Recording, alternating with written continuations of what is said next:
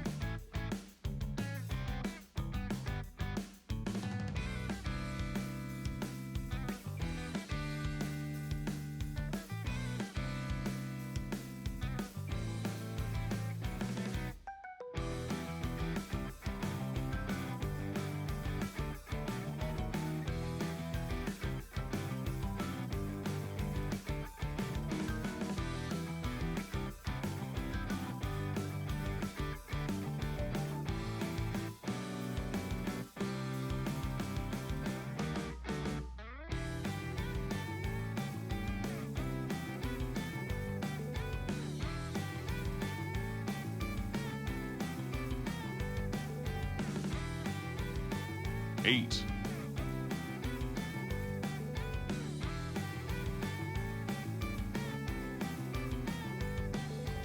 Hello. Why are we sad? Why are we sad? Hello? Huh?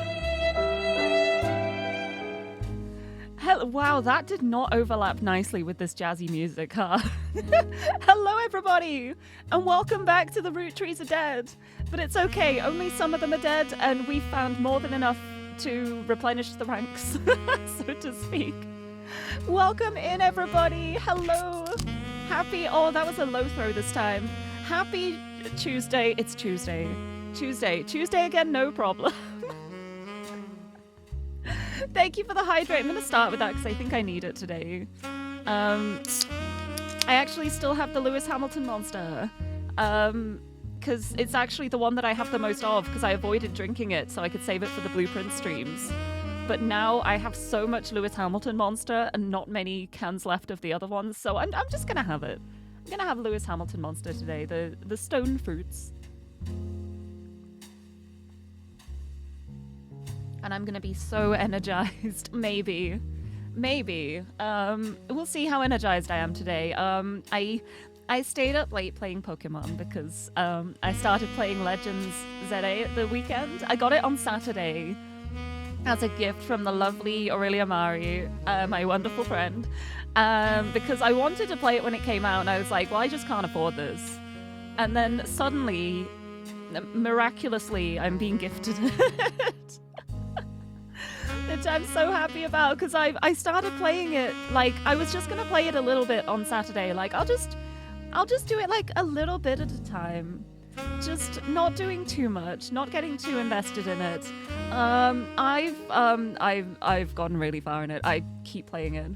It's just so nice having a game that I can just like lie in bed and play comfy on my Switch. It's been really fun. It's been really nice so far.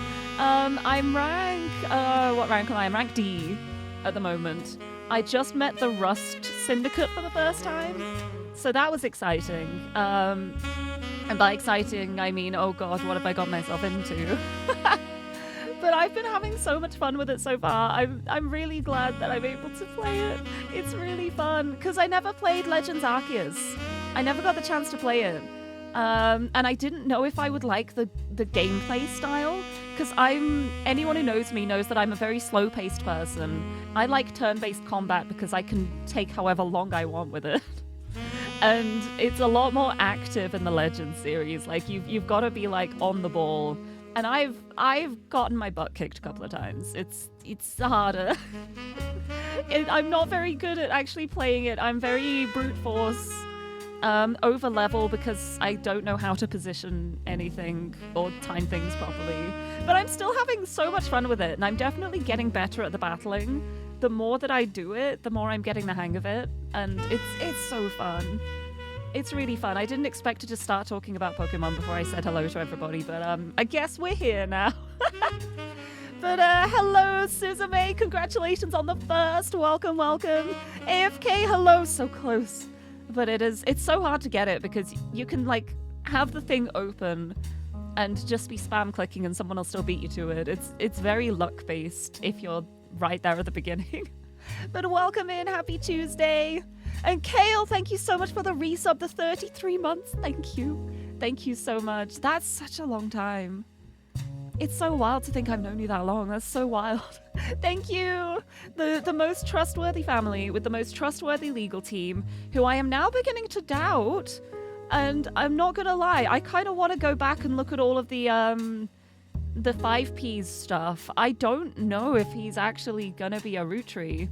I feel like there may be some scams going on with Ruby Legal Company, and I want to like double check looking into that. But we will see. We will see when I start the game. I might actually start the game now because this sax is so distracting. Let's continue. Let's get some more calm background music. There we go. This is a bit more relaxing to say hello to everyone with. Hello, Weeb. Hello. Trees do indeed have roots, and these roots have spread so far, believe me. Welcome, welcome. Yeah, I've caught my first shiny as well in Pokemon Legends. The first one I got was there's literally like a side story that is a guaranteed shiny because it's an NPC going, I saw a shiny, can you find it for me again? And then you can just catch it. So I got that one. But then I was just running around and then I turned to look at a piece of scaffolding. I didn't even hear the little like bling for a shiny. I just looked and there was a weird looking Patrat sat there and I was like, hold on, you're a shiny, aren't you? All right, I'm gonna catch you. I forgot to save when I saw it as well. I just lobbed a Pokeball at it without thinking and I somehow managed to catch it. So it was pure luck that I even got it because I was running on pure instinct. I was just like, oh, you look kind of weird. Throws a Pokeball. Oh, you're shiny. So yeah, my first shiny is a Patrat. But I hope to get many more. I'm gonna do my best. I feel like this is the kind of game that I am going to keep playing up to like research rank 50 and get the shiny charm. So maybe it's my shiny hunting game. It's just a shame there's no Skitty. I'm always gonna talk about it. I am so bitter about the fact that there isn't a Skitty or Delcatty in any good Pokemon Switch game. And note that I said good. I'm still so sad about Brilliant Diamond and Shining Pearl. I'm genuinely devastated because I love Diamond and Pearl so much. And I still haven't finished Shining Pearl. I can't do it. I can't do it. I can't handle it. I need to play it more just to get a Skitty, but I can't do it. It's so difficult. But yeah, it's kind of funny because I was thinking back on my other shiny Pokemon, and one of the first ones that I remember getting legitimately was actually in X. So it was Lumiose again. And I'm pretty sure she was hatched in Lumiose City as well, because there was like, in X and Y, there was that whole like plaza where you can just like ride around in a circle, and it was so good for hatching eggs. So a lot of my shinies from X, they were born in Lumiose City. So it's time again. It's time to shine again. Literally, get more shinies. I'm ready. But yeah, I'm still sad that there's no Skitty, but also I'm pretty sure there is going to be DLC, so I'm still like holding out hope that she might be added. Maybe I long for her. But yes, Mari, hello. Thank you for Pokemon, but welcome in as well. I hope you're doing well. Happy Tuesday. Wishing you the best. I know it's getting late. I'll keep you company this evening. Pesito, hello. Welcome. Yes, my first shiny was Rat. I do love rats, honestly. Rats are friends. But it was just so funny the way I just turned and I was like, you look kind of weird. And then I realized it was a shiny as I was throwing the Pokeball, because like when you like press the ZL button to like select them, you can see if it's a shiny. It has like the little icons. I noticed the icons as the ball was going through the air, so I was like, oh, I should have saved. But it caught it, so it wasn't a problem. It was meant to be. It was meant to work out. And thank you for the pat rat too. I appreciate it.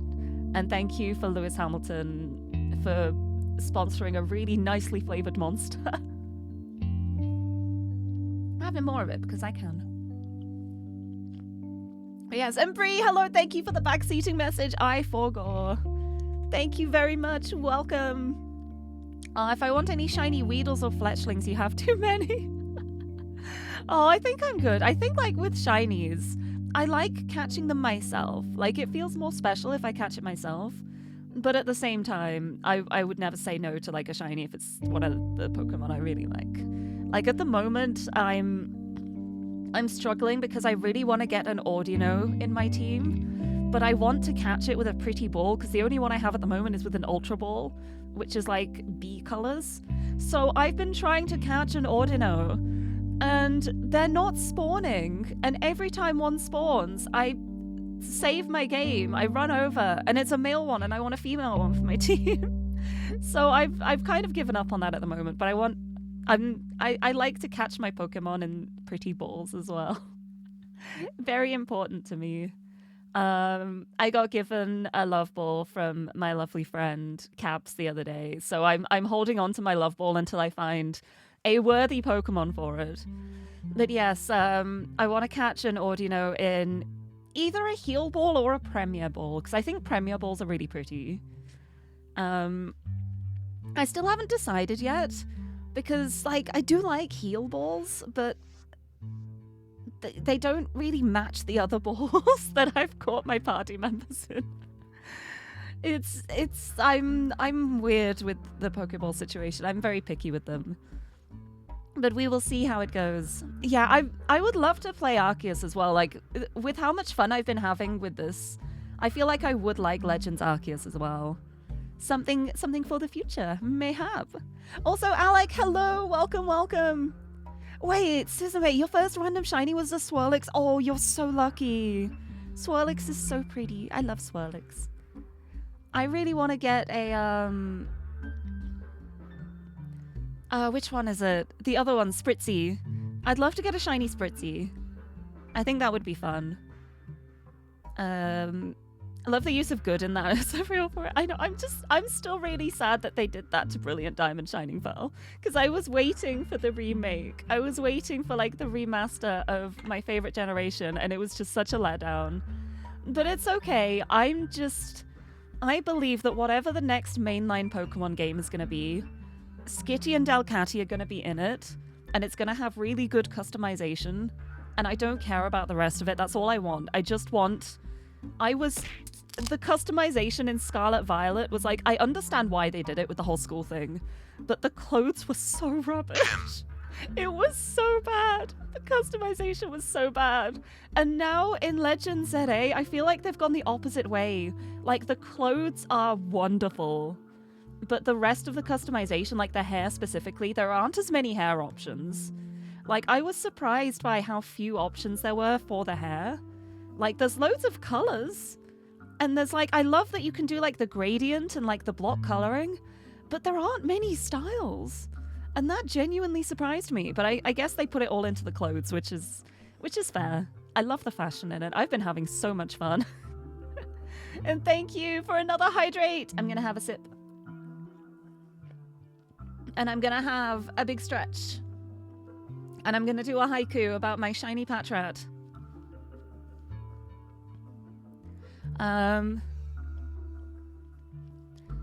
What's that over there? That Patrat looks really weird. Oh wait, it's shiny. Caught my first shiny. Patrat on the scaffolding. Well, it's kind of cute. Double haiku. Double haiku time. The shiny Esper hunt will be so real. I know, I need shiny Esper. Although, I've got to say, I'm so sad that shiny Esper is pink, but then when it evolves into Meowstic, it turns yellow. It's like, why couldn't it be pink? Why could it not just stay pink? Why did it have to be yellow? But it is a nice yellow, at least. I like shiny Meowstic a lot. I would like one, but also at the same time, my current main Pokemon that I'm using is a Meowstic, and I've gotten really attached to him because I have a horrible habit of getting really, really attached to my Pokemon. Like, I get so attached to inanimate objects, and then it's like, it would make more sense if I caught a better one for my team, but I have bonded with this specific one now, so I can't ever replace it. I love my Pokemon. I've still got Pokemon in my Pokemon home account that I've had for like generations and generations. I have a Miss Magius who was a Misdreavus off Pokemon Colosseum on the GameCube. That's how long I've had that Miss Magius. And I still love it. She's still very special to me. Oh, Weeb, your one shiny in a legit game was from Pokemon Masters EX. Oh, I never actually played that. Or I think if I played it, it wasn't for very long. Oh, you have 5 shiny Weedles that need a home. Oh, just want a male shiny Ralts. Oh, have you only gotten females so far?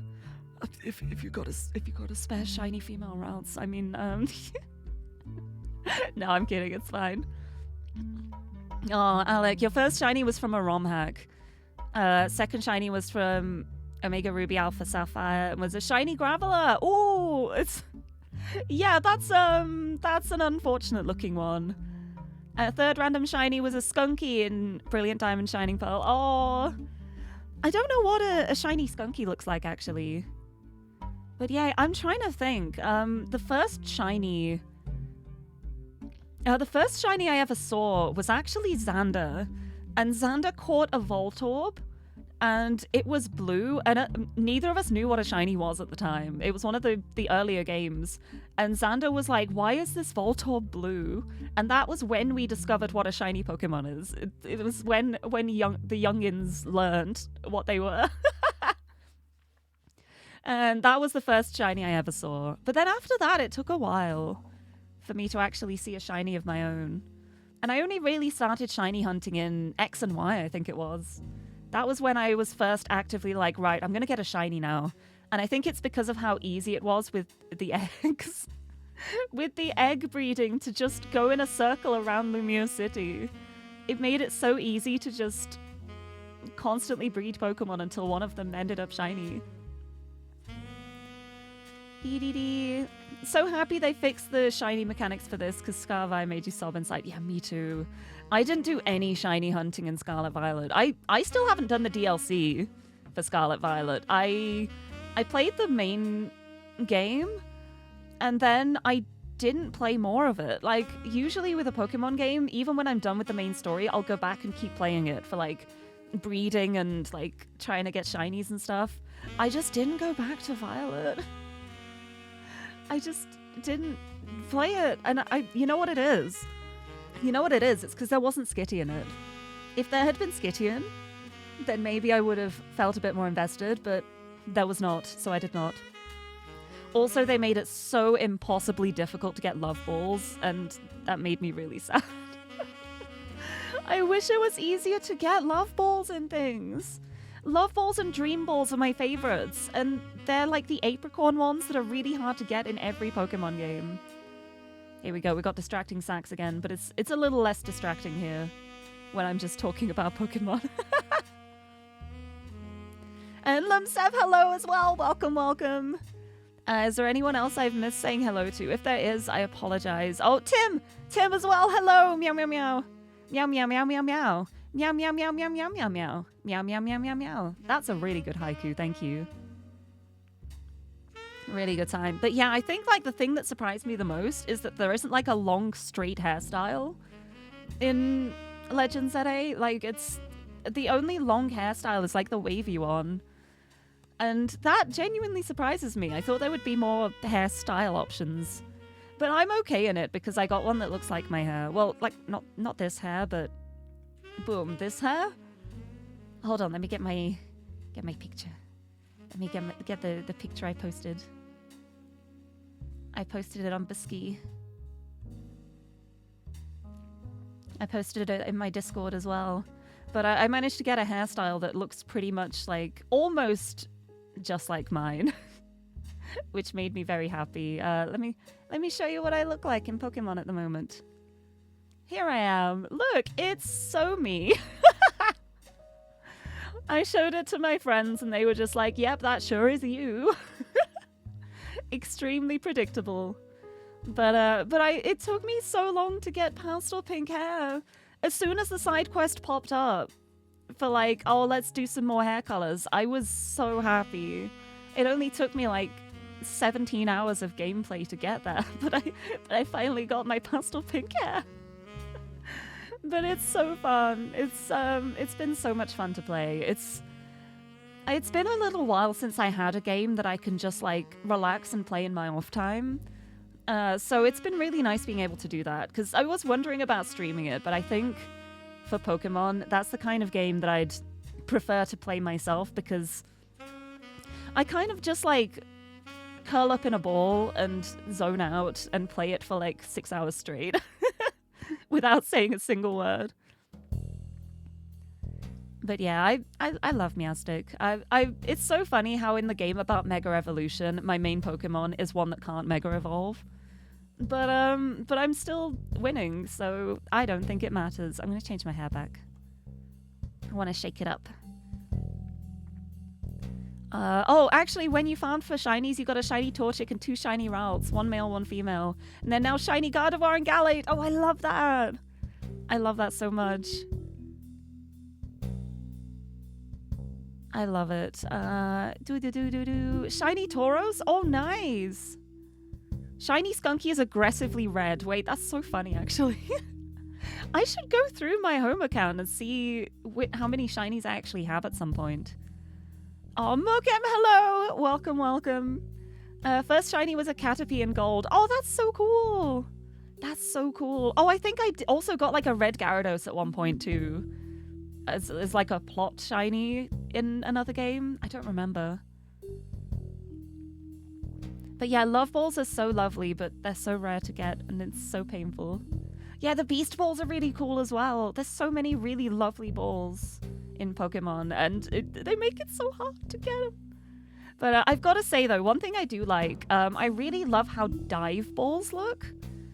Like the ones for like water Pokemon. They are such a lovely shade of blue, and I love dive balls. And my current main mission to myself is I want to catch a female Eevee in a dive ball to make my Glaceon. I really want a female Glaceon for my team. But I have not seen a single one yet. I'm guessing when I get later in the game, there might be like more opportunities to get Eevees, because so far I found like 2 random ones on rooftops and that's it. And they don't respawn for ages, and they're always male apparently. But one day it'll happen. Oh, Cherish Ball is your favorite and Hate is event only. It's so nice. That's like the fully red one, right? It's really nice. They're really pretty ones. Yeah. Yeah, Gold, Silver, Heart Gold, Soul Silver. Yeah, that was the story one there. Good times. But yeah, that's like my current goals are like Ordino in a pretty ball and female Eevee in a dive ball. And then also just like playing the game. That's my main goal. Yeah, the red and black one. Yeah, it's a really nice one. But yeah, that's like just for event ones. But anyway, I've been talking about Pokemon for a while. Root trees. I am so close to completing this board. I just need a picture of Sharon Williams somehow. And I need a picture of Christine Farrow. And I need a picture of Sonia Alves. And I need the picture of Zachariah Morden as well, the bonus picture of that. And there's also 2 pictures of Guy Hudson that I'm missing. So I think I need to like lock in on trying to find Guy Hudson stuff. See how this goes. Music's a bit loud. It's like there's some tracks in the game that are too loud. But if I turn the volume down for one of them, then it makes them too quiet for all the others. It's okay though, it's cool music. We can just enjoy the cool music. The loud music in the background. But yeah, sometimes it just ramps up because it wants to. But yeah, there's a picture of Edson Suarez as well, which I'm guessing it's going to be a picture of the two of them together. And that's how I'm going to get the picture of her. But I haven't found that yet, so I will have to look around. Have to find out. But yeah, I don't know how to get... Oh no, this is a sax one as well. There we go. The Kevin MacLeod ones won't do me wrong. Perfect. Also, Suzume, that sounds good. Yes, I will poke you too. That would be really good. I've got so many Flababies now. If you if you want a Flababy with a funny name. Let's see. Yeah. So what I'm really suspicious about this now with 5-Piece and David Fellows, especially after Clark and Sam came back and mentioned that the legal team doesn't want to look into anything else. It's making me suspicious now about whether this is actually legit. Like, they're the ones who confirmed this DNA testing, and now they don't want to DNA test anything else. And then we also found out that Ruby, what's her name, from Ruby legal firm, who is apparently, like, not connected to anything, which was the whole draw for hiring her, has a connection to David Fellows because they grew up in foster care together. So it's like, suspicious. Extremely suspicious. Yeah, cool music for playing it alone, not so much for streaming. Yeah, it's, I think, like, even playing it alone, though, I think I'd get distracted by some of the sax. Like, I love it. It's really cool music. But I get very distracted by the sax, and then I forget what I'm thinking about. But yeah, it's a cool soundtrack, though. It's a cool game. It also, like, sometimes I end up, like, moving away from my mic, too, so I sound quieter, which probably doesn't help, but, teehee. There's another picture of Susan Ford as well. Oh, I guess if she's office staff, if there are more office photos. How am I gonna find office photos? Right, let's, I'm gonna go just through my history and see... Yeah, because I was looking at Sherry's hair. Oh, yeah, I was looking at the Lanes Across America. Because actually, like, as soon as I entered the stream last week, I had an idea.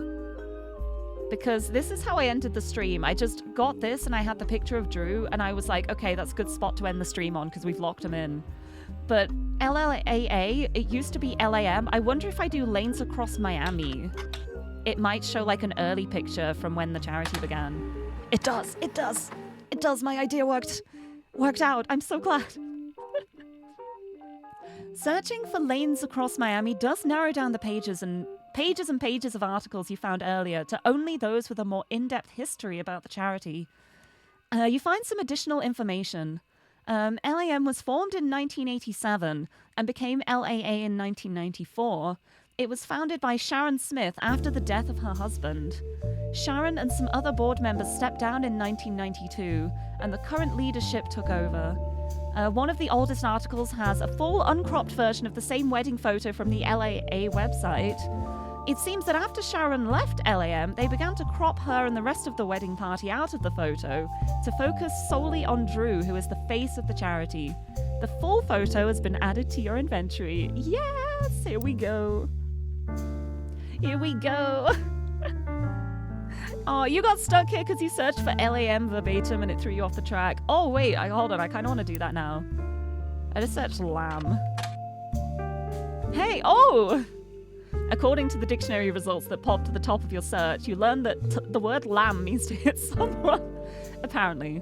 Lamb is too common of a word to provide you with any specifics. I love the random little entries like that. Lewis Hamilton Monster Field Brain Enormous. Exactly. The power of Monster Energy. Hashtag not sponsored, hashtag Monster. Please sponsor me. I'm sorry I don't do Formula 1 racing or motocross sports, but I'm worthy, I promise.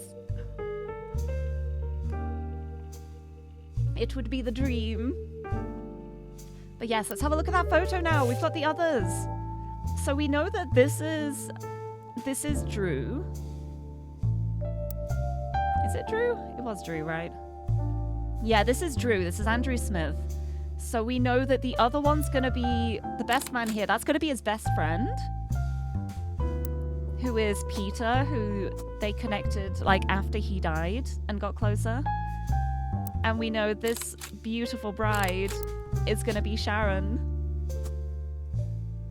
And then we also know that the other picture is going to be her mother, probably, I would presume. The other picture of Barbara that we've been missing. So we've got all of that there. We just need the lock-in now, but we need to get everything to lock it in. It's the 25 out of 30 and there's only 5 things left. We gotta do it. I feel like so much is gonna be linked to this Zach Morden, and I can't find anything about him. Oh, distracting the sax. There we go. It's always so funny how after the distracting sax songs, there's always a Kevin MacLeod song.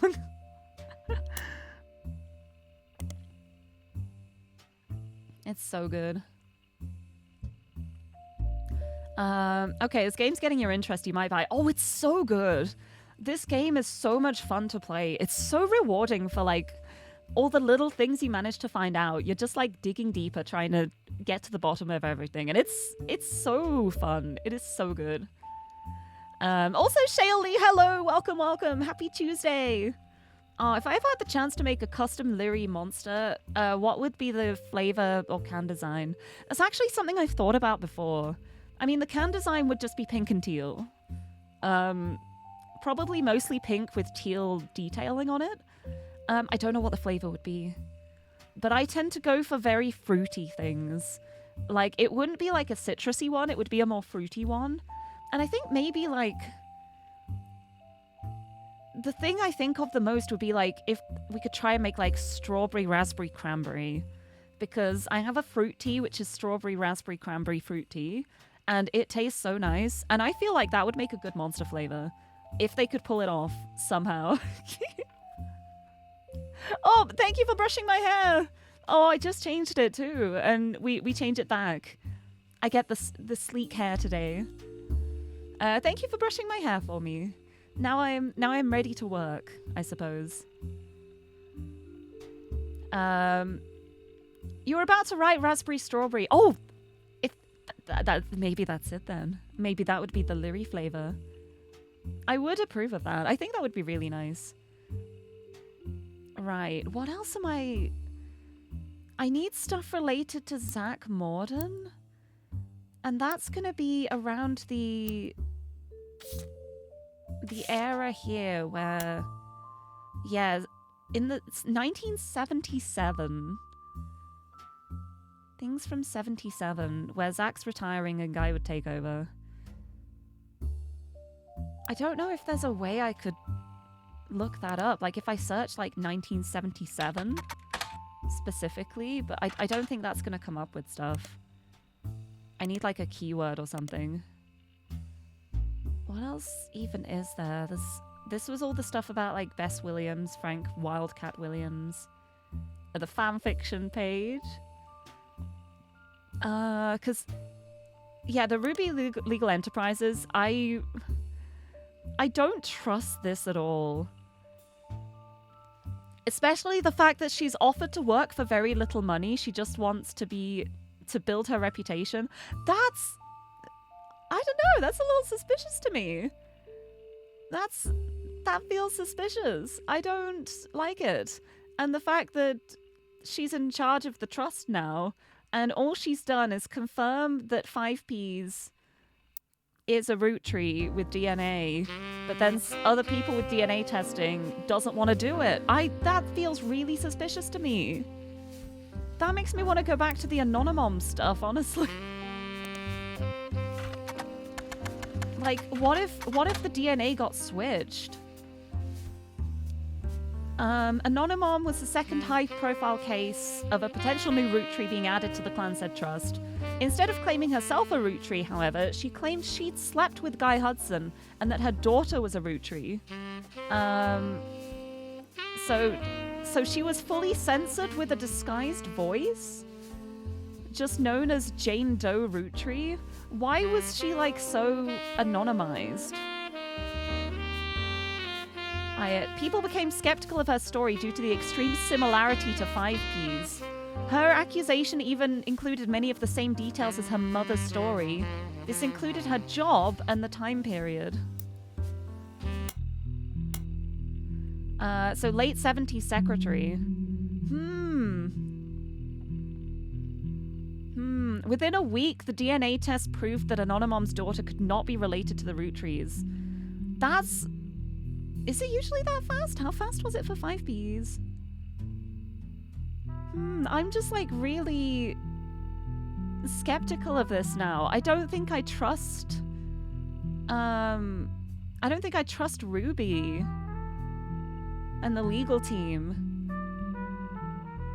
And here, many people suspected the whole affair had been a hoax to gain fame and money. But why would they do that? When she's been like anonymous and censored the whole time. If she wanted fame and money, she wouldn't be like hiding her identity, right? That makes me more likely to feel like it's real. Though it was scientifically proven that Jane Doe Roottree is not a Roottree, this doesn't mean that her mother and Guy Hudson were not involved in an affair. She had every right to make her claim, as it has been verified that her stories about Guy Hudson were not exaggerations. So maybe I can get another Guy Hudson picture if I find out more about Anonymom. A beginning of the end for Roottremania. Everything ran its course. Eliminated by the company lawyers who are the ones verifying my work. Anonymom's affair does not appear on your updated tree. Oh, actually, wait, I've just thought of something, because there's this top secret. You can open this envelope after the whole family tree has been filled in. You'll have to be extra sleuthy to deduce the truth. Pay close attention to what you find and be sure to look into loose ends. Maybe this is going to be a little Anonymom tree, because it's close enough to like go from Guy Hudson. Maybe. Right. Hold on. What was the full name? Ruby Spratt. I want to look her up in everything. We've got that there. Nothing in the Butler County Times. Probably not there. Oh, there's something in the Herald? Oh yeah, I did read that. Because here, like, the heavy focus on wealth inequality. He was... yeah, I'm so suspicious. Anything in news time? Yeah, that was the Cicely Sanchez stuff, and that was like the photos that were in Picoty that we can't get because all of the pages were taken out. Picoty apparently announced that they would be pulling their issue the following day, the moment that Ruby Legal Enterprises threatened them.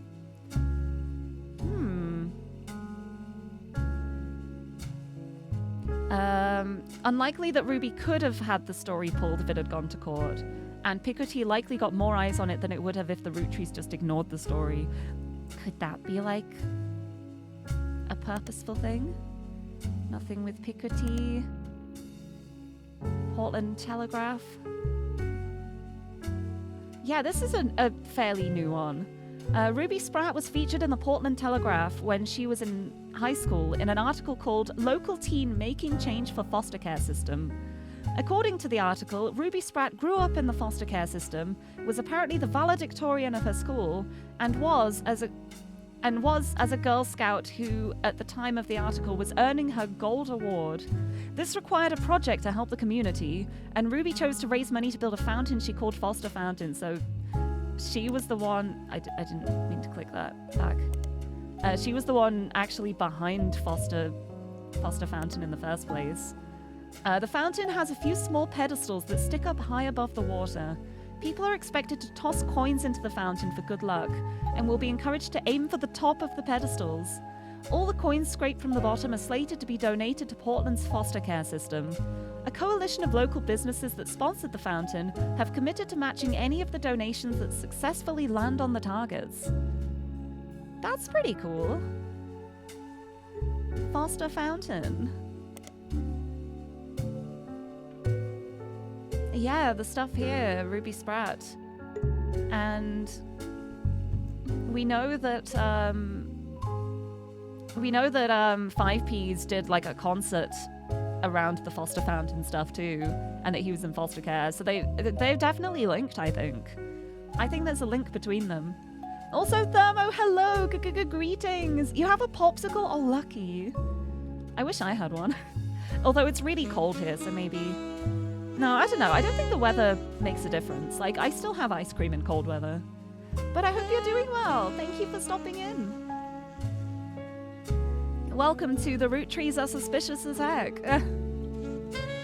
The fountain is unique because it has special targets that visitors can aim their coins towards. If a coin lands on one of these targets, each of the sponsor businesses matches it. This isn't a huge amount of money from each business, but more than 100 businesses have agreed to participate, so each penny becomes $1. That's very sweet, honestly.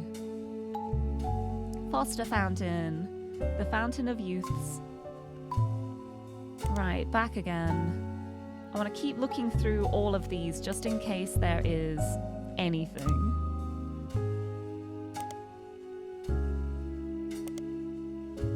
Maybe there's a picture of Foster Fountain? Nah. Nah, there isn't. Right. That has not given me much, but... I'm wondering about just like... I don't remember if I've actually just searched Guy Hudson in all of the periodicals. Definitely not since I got more. Right, that's the old article. This is an old article. Nothing in that one. Nothing in the Herald. Nothing in the Miami Mercury. And music. Yeah, Newstime has got the 5Ps one. It's so interesting how searching Guy Hudson comes up with the 5Ps on Newstime. Anything in Picoty? Yeah, that's just the one about the pictures that Sicily does not have the rights to publish. Maybe I look up Cicely Sanchez some more as well. Portland Telegraph? Nope. Silver Screen. Starlet. Teen Blast. Telephoto, no photos of Guy Hudson? Nope. Right, let's look up Cicely Sanchez again. See if there might be anything new here. There's so many! Yeah, this is the one about the lawsuit, which I've already seen. Picoty is going to be the same article again. Yep, the cancelled book. Portland Telegraph has nothing. These aren't going to have anything, I don't think. Telephoto? Any photos? No. Right, I'm going to search again. Here. Portrait of a Changed Man. Yeah, this is out of print. That's the one about the man who was saved from drowning in his backyard pool and became an entirely different person. What if that were me? Goodness gracious. And then Foreign Gospel was the other one? Other out of print one? Converting people in Thailand? And then a magazine called Picoty, Cease and Desist. Yeah, there's not much more info here. I'm guessing just searching Guy Hudson. Yeah, this is all the stuff here, just, yeah, he rose to prominence again after the 5Ps incident. A few people that had just existed adjacent to the company in the 70s have come forward with stories about debauchery and swinger parties. Guy liked to throw large holiday parties whenever he had an excuse, and they often got very out of hand. This fact has led some people to speculate that the night he died in a car crash he was drunk or impaired in some way. but the Butler County Police have released multiple statements and ample evidence that proves decisively that it was not foul play and that no party had taken place. Rootree's lawyers have been quick to threaten litigation to anyone who has tried to disparage Guy or the company in public. Can we look up the police? It just goes to the Guy article again. Okay. Swinger. No. Guy Hudson dead. No. Man of Theseus.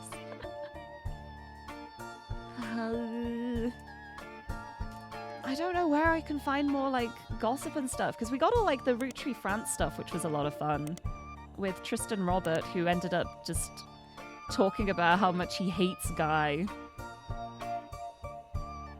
And then I ended up looking at Pokemon. Yeah, I remember that. I remember that. What else is there? Because I feel like Antonellis might be like...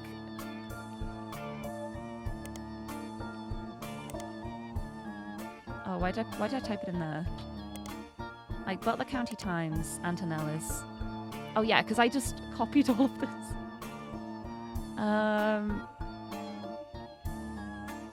All the stuff here, because this was the Christine Garland part. And Steve. If I looked up Rochelle Zimmer...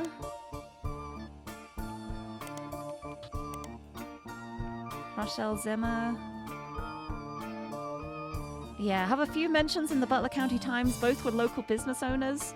Rochelle owned Antonellis, and Mark owned a local bookstore called Bookmarks. Oh, I haven't looked that up. Bookmarks? Oh. Local bookstore. Anything for Bookmarks? Bookmarks appeared in the Butler County Times many times. All of them were in the form of advertisements and listings of events that took place in the store, such as book signings. None of it seems relevant to your current search, though Lauren Roottree did do a book signing in 1970. Oh, nice! Huh. Maybe I could find a picture there, although it didn't say there were any new Lauren pictures, I don't think. No, there's no new Lauren pictures. Gonna lurk. Oh, thank you for the lurk, Alec. I hope you have a good Tuesday. Thank you for stopping in.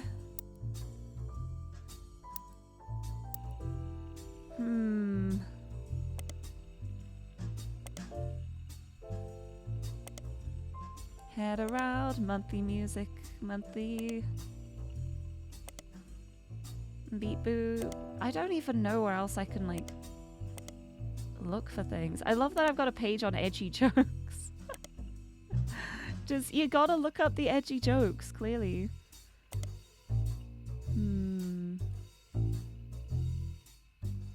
Hold on, what if I search DNA test? Or just DNA? Was there a mention of, like, the DNA, like, the company who did the DNA testing?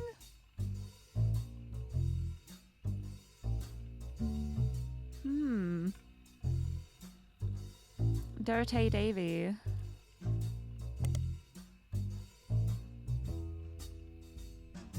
Dirty Devil. Yes, I can jump.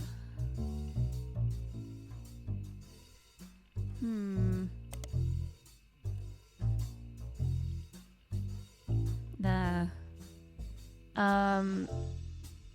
Yeah, this is another thing I was wondering about. Yes, I Can Jump is a song that was on 5P's mixtape, Dirty Devil. It seems to be the only song that didn't make it onto his studio album that people thought should have. In it, he references a popular movie from 1992 called White Men Can't Jump. This reference has caused some confusion amongst the fan base.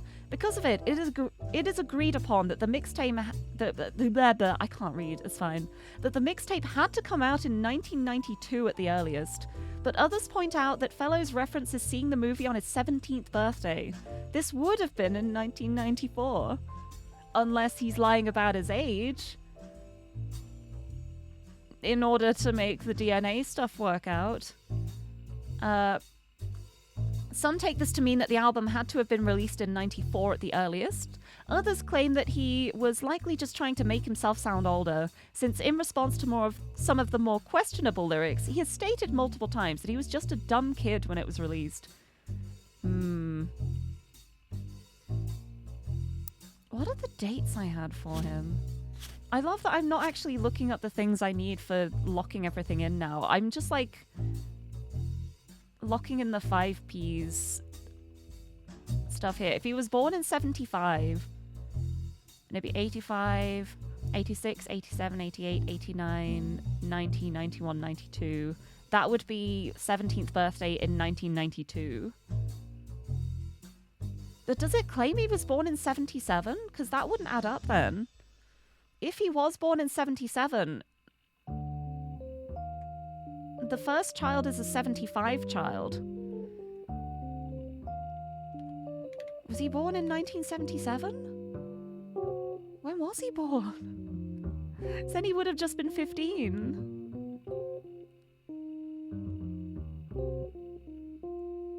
He would have been 17 in 94. He would have been 15 in 92. I mean, like 17 is still like a dumb kid kind of age. I think he might be saying he's older than he is. Hold on, let me have a look here. Yeah, his mother was Zach Morden's secretary and then became Guy Hudson's secretary for the first few weeks that he was president.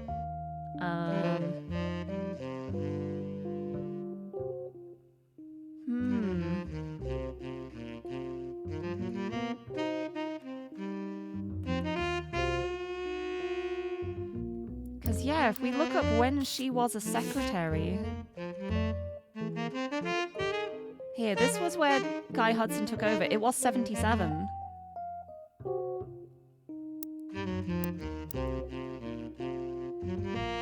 So he would have been born in 1977 then.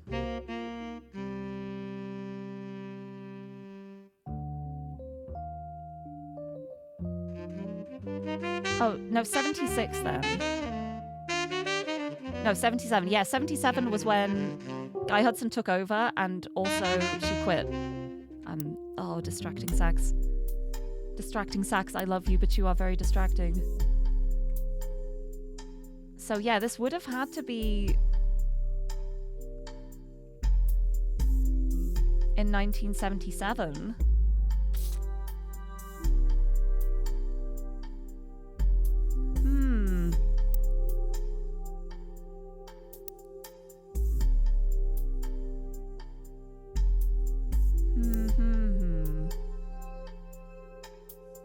And this also would have had to be 77 then.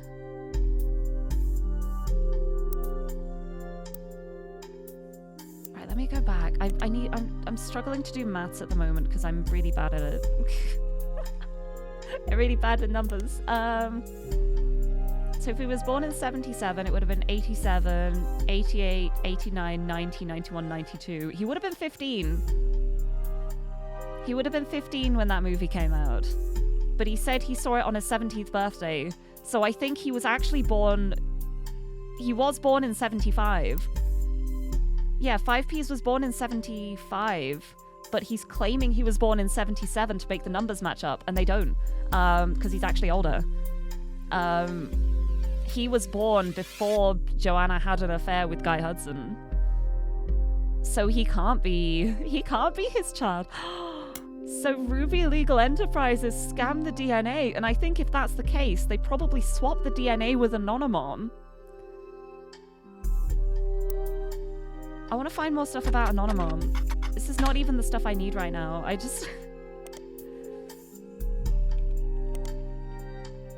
I'm digging. I'm finding. I'm noticing these inconsistencies, and I'm like, oh my god, this is the most sophisticated scam. And I'm getting to the bottom of it. News time! An anonymous woman appeared on the cover of News Time holding a picture of her daughter, Jane Doe Roottree. The first and only mention of the phrase anonymom in News Time came the week after, when they issued an apology for featuring her in the first place. A summary of the initial cover article has been added to your evidence. Look, if they just wanted fame and fortune, why would they censor the pictures? Why would they do that? It was determined through a DNA test that Anonymon's daughter was not a Roottree. This article, which did refer to her daughter as Jane Doe Roottree but did not coin the phrase Anonymon, came before all that, right around the time of her first TV interview. This is a summary. Haha. Also, Kunye, hello, welcome, welcome. An anonymous woman appeared on the cover of News Times shortly after 5Ps was confirmed to be a member of the Roottree family. In an homage to the previous cover, she holds a photo of her daughter. Unlike 5Ps, she wished to remain anonymous, and both photos were obscured. The anonymous woman claimed to have had an affair with Guy Hudson while she was working as his secretary. She and another woman were hired at the same time during a transitional period when many of the secretaries that had worked under Zach Morden were already gone. She says that she and the other women were both underqualified as neither had typewriter experience. According to other staff members interviewed, Guy had his own requirements for hiring women, I'm guessing based on how attractive they are. Guy Hudson liked to throw lavish parties, and the longer he was president, the more excuses he found. The anonymous woman posits that these parties mostly seem to be an excuse to have after parties at Guy's home, featuring much more alcohol and other substances. She claims she slept with him at one of these after parties. She confronted Guy when she found out she was pregnant. Guy didn't seem fazed, and they came to an arrangement. He paid her a significant amount of hush money on a recurring basis under the table. She used it to move away and start a new life with her daughter. When Guy died, the money stopped coming, and she assumed things had run their course. She went back to work at the department store and hoped that nobody would ever look too closely at how she paid for her house. She told everyone that her daughter's father walked out one day and never came back. She claimed that after seeing the fantastic article in News Time, she realized that she wasn't the only one this happened to. While she never worked at the Roottree company at the same time as 5P's mother, Joanna, their stories seemed eerily similar, and she knew Felix was telling the truth right away.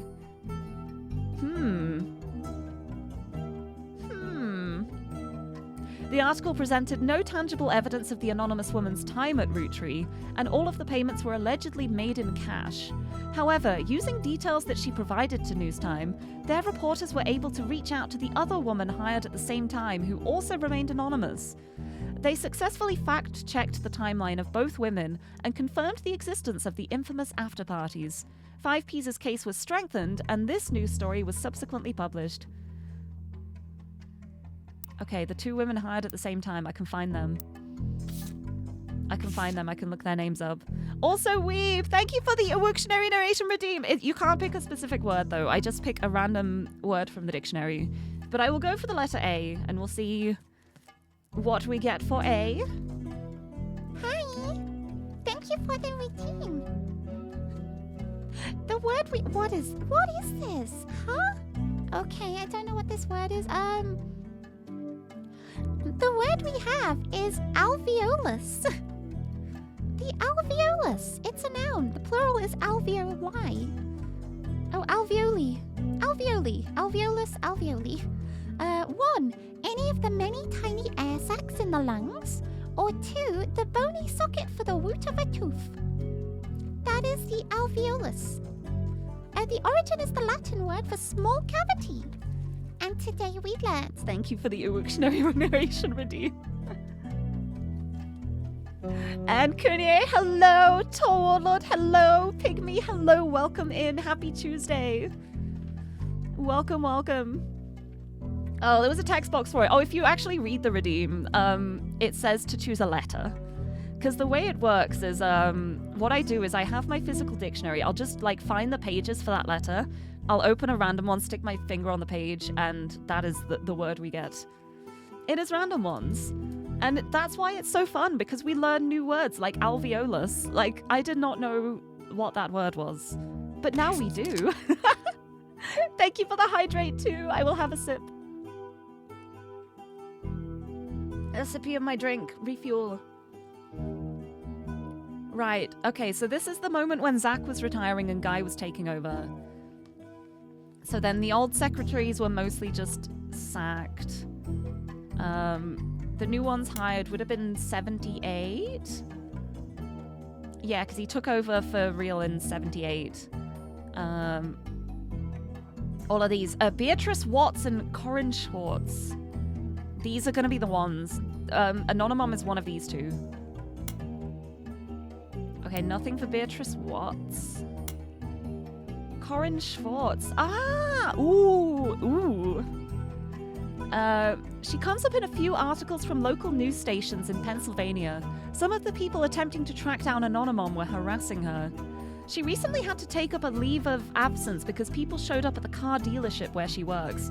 She is begging people to stop the accusations so that she can get back to a normal life. In every article you find, the journalists involved have independently verified that she is not Anonymon. So, Beatrice Watts is Anonymon. I'm going to write that down. Anonymon page. I'm not letting this slide now. I think Ruby legal system has faked the results for 5Ps, and now they want to stop looking into everything else because they got what they wanted. Probably 5Ps and Ruby can split the money between each other, and they don't want to split it any further. And it would make a lot of sense. It'd make a lot of sense. So Beatrice Watts, I'm gonna just yeah, there's nothing that comes up on here. Let's look at the periodicals and see if I can find something. See if there's anything for Beatrice Watts. Because I feel like following this up too might give me the photo I need. Because it'll be like a time when she was a secretary of Guy Hudson. So if there's a picture of her with Guy Hudson... Oh, there's just nothing, is there?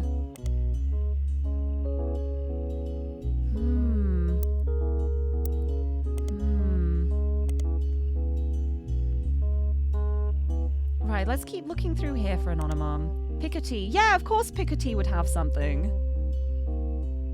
Yeah, Piketty, my beloved gossip mag that doesn't care to verify things before publishing them. Perfect. Piketty is not afraid to expose details that other publications would avoid. Shortly after the announcement that Jane Doe Root Tree was not a root tree, Piketty exposed personal details about the story of Anonymon under the headline Anonymon the Anonicon.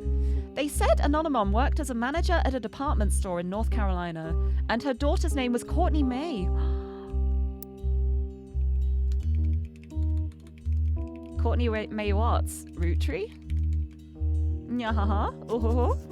Hee hee hee. They also said that the woman that vouched for her famous cover story, they didn't identify news time, perhaps to avoid being sued, is named Corinne S., and that she had filed for bankruptcy. The article speculates that Anonymon and Corinne were in on it together and even speculates that they might have been lovers. Okay, I think this bit is a stretch, but very, very funny that they're like, there's a con going on here. I bet they were lesbians. Piketty is not a credible publication. Their information wasn't particularly actionable. Very few people seem to notice or care. So that's also going to be, because Corinne S. was named, that's going to be why she was the one harassed then when people were trying to track down Anonymon because of her name being leaked in Piketty. But the daughter named Courtney May, let's see if I can get a Courtney May Watts.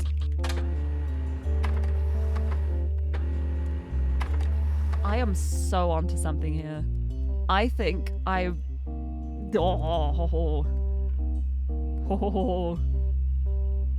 Courtney May has a simple website with black text on a white background and a few images. From the view counter, you can tell you're one of only a few hundred people who has visited it.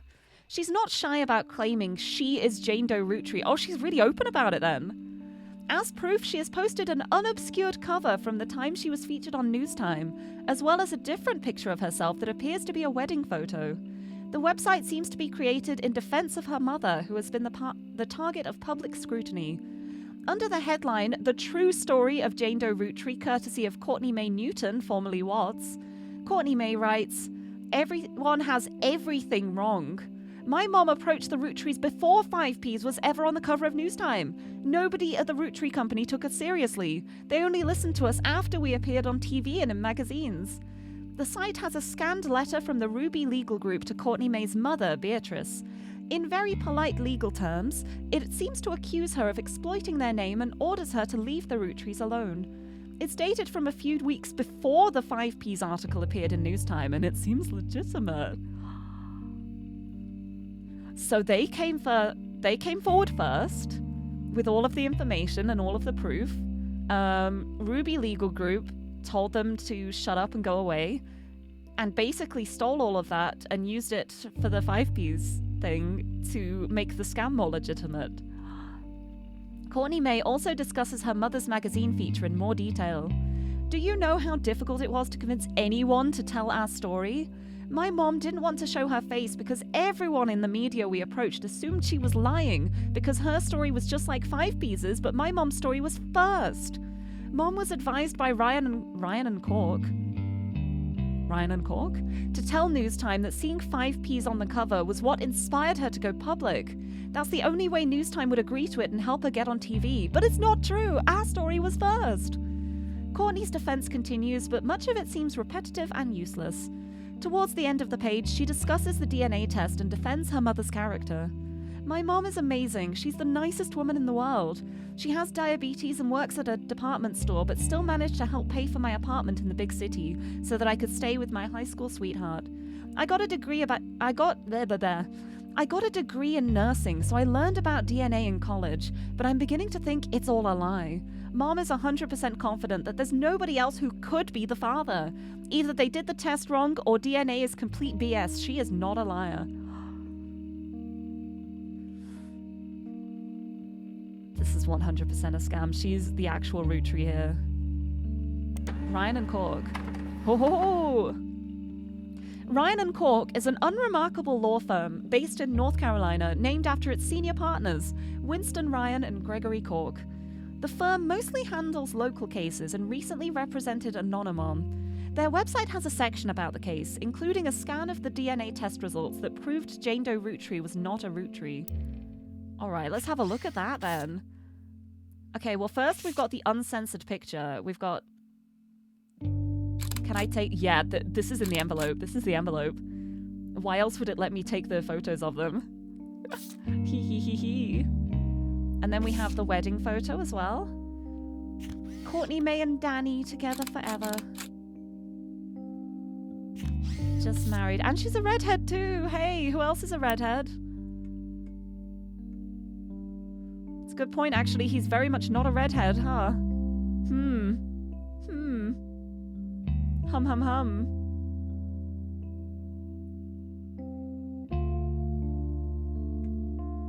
His hair is more red than his is. He's got like the hints of red to it. And then here are the DNA test results. This is a DNA test you got from the website for the law firm Ryan and Cork. The test says there was virtually no chance that Anonymom's daughter Courtney May was a Roottree. It lists that DNA from a Jane Doe was tested against the DNA of Bonnie Kellogg, née Hudson, Guy's twin sister. Ryan and Cork, who were representing Anonymom, have confirmed that the sample they sent to the Roottrees was definitely Courtney May's hair. The test is from a company called DNA Teco, and a doctor has circled the results and signed the paper. Okay, so that's the DNA report. 0.5% match, not related. Adrian Rowland. Let's look this up. Is this reputable? Dynatico, okay. Dynatico is a DNA testing company. DNA testing is a relatively new phenomenon that allows scientific laboratories to prove a possible family relationship between two people. It's fairly cutting edge. The method by which they test samples has only become standard in the last decade, as of the early 1990s. According to their site, Dynatico was responsible for the DNA test that proved Felix Fellows was a Roottree, and even used it as an example of how a DNA test looks. They use it to provide some information about their process. Whenever they take a sample in person, they put the name of the person on the test according to their legal ID, which is why it says David instead of Felix. Because Guy Hudson is dead and there is no known DNA source for Guy, they tested Felix's hair versus a hair sample sent from the Roottrees. It's listed as Jane Doe because it wasn't collected in person, but the Root Tree Company let them know it was from Bonnie Kellogg, Guy Hudson's sister. That's why it says it is a paternal aunt test. The left and right sets of numbers are essentially signatures that perfectly match the DNA of the two people in question and nobody else. The way the test works is that if certain parts of the signature are shared, then it's very likely two people are related. As far as you can tell, Dynatico is a legitimate company. They don't seem to have any reason to create fake results or hide the truth. Alright, let's have a look then. This is a DNA test you got from Dynatico's website. According to the website, it's the famous test that proved Felix Fellows was a root tree. They received his permission to post it as their example for potential clients. The site says there's a 99% chance David Fellows is related to the alleged aunt, who is listed as Jane Doe. As far as you can tell, Dynatico is a neutral third party that has been used by plenty of respectable companies.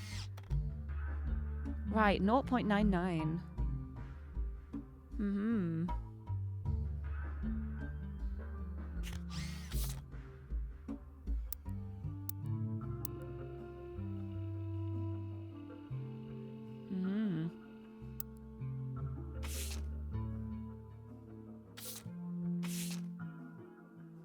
Mm. Adrian Rowland. Adrian Rowland. The signature looks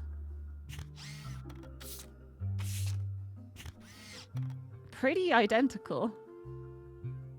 Let's look up Adrian Rowland.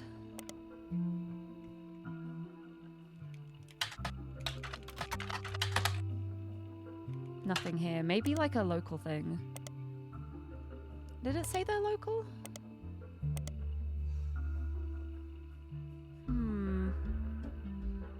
Because no, yeah, they're like a legitimate company.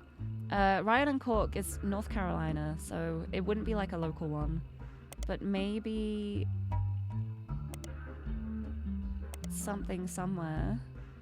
I'm gonna keep looking through at everything. Anything in news time? Oh, let's just search the DNA firm actually.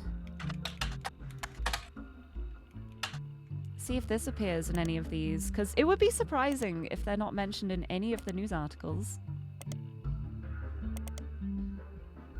Since they're such a legitimate company. But I mean, even a legitimate company, it depends on what samples are sent to them. And we now know that the Ruby Legal company was the one sending the samples out. They could easily switch the samples around. And I bet that's what happened.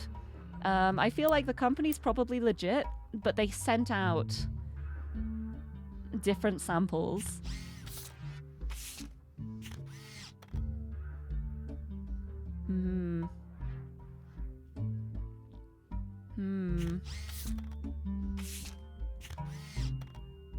Right, this is case 3101. 2985.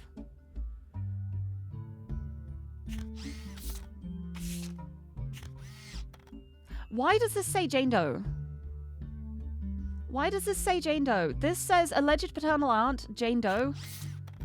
But this one says alleged paternal aunt, Bonnie Kellogg. 14, 12, 13, 7, 8. These aren't the same, are they? These aren't the same. This is not Bonnie Kellogg. Oh my goodness, it's so different. Look at this. Look at this. These numbers, that's the Bonnie Kellogg DNA report. This one's listed as Jane Doe, and they gave like a bullshit excuse as to why it's not named as her. Alleged paternal aunt. They scammed him. They scammed him.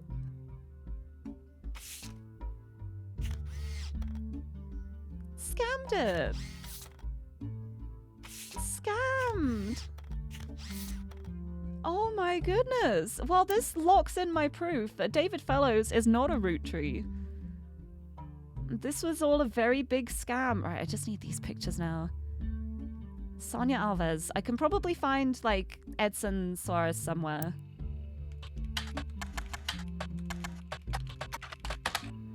I need to find a picture of the two of them together. And it feels like it should be easy enough because Edson was like such a big name. It's just a problem because it's in Brazil. It's the Brazil side of things that's making it difficult. And nothing in any of like the local magazines because he's from Brazil. There, Edson Soares was a Brazilian politician, former mayor, manager at an automotive manufacturing plant, put in charge by the government. I need a picture. I need a picture of him. I don't know how to find a picture of him. Literally about to type, I have an idea that I won't say because backseating. Yeah, that's the thing, like in a game like this, it's so easy to have like ideas on things. But if you mention it and then it turns out to be right, then I lose my chance to find that out. Which is why the rules are there. You should have had to click on the rules before you were even allowed in chat. Please read the rules. Everybody, I beg, please read the rules. They are there for a reason.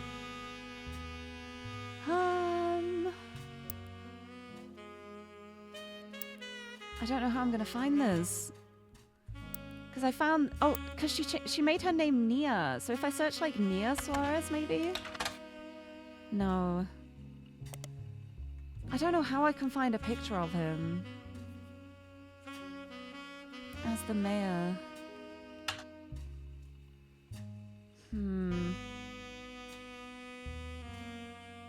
Published by a college student. There's no pictures of him. Because the things we know are that the only times she wanted to be seen in public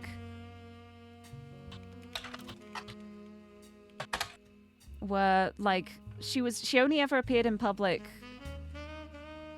when she was forced to in her old relationship that she was like made to do.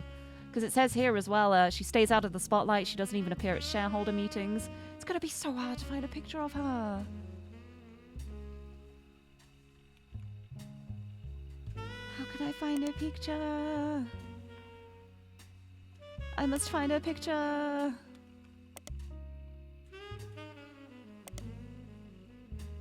There, we've got her in Business Watch. I'm pretty sure I already saw this. Yeah, because this was the stuff that said all the stuff about her being a child bride. She had her husband forced upon her as a child bride at the age of 15. Past appearances with her husband have been for show, and they don't live together. Well, can I have one of those past appearances with her husband, please? I need a picture. We've got all this here. We've got the Business Watch thing here mentioned.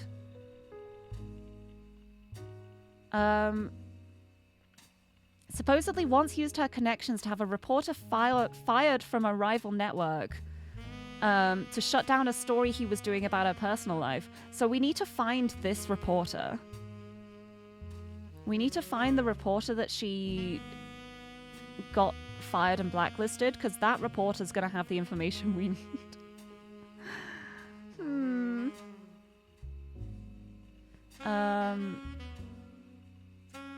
The reporter went into hiding in fear of his safety.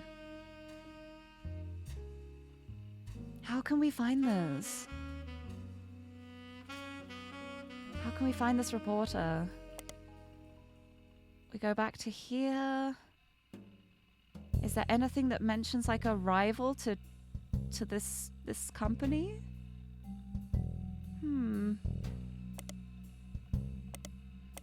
Maybe like back here?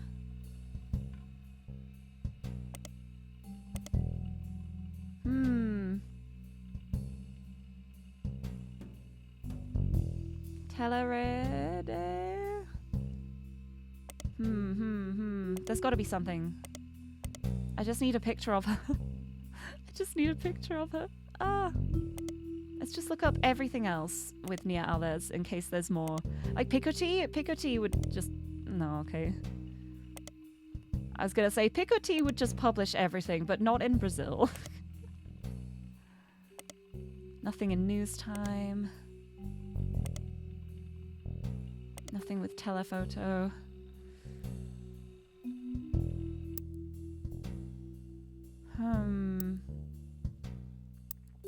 me just look up Root Tree Brazil again. Here. Yeah, the root tree everywhere. There we go. We got Edson.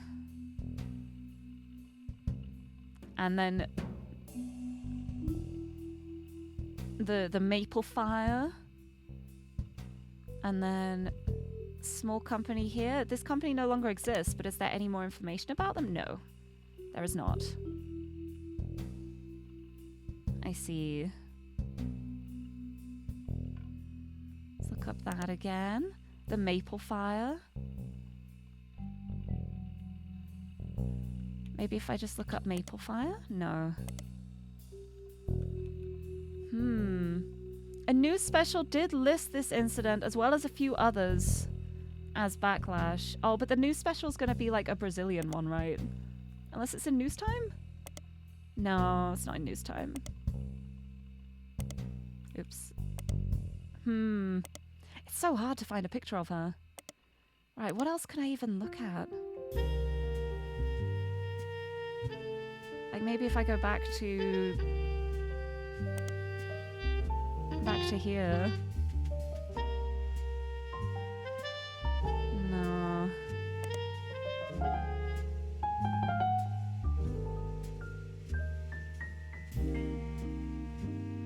Cuba by Cubans?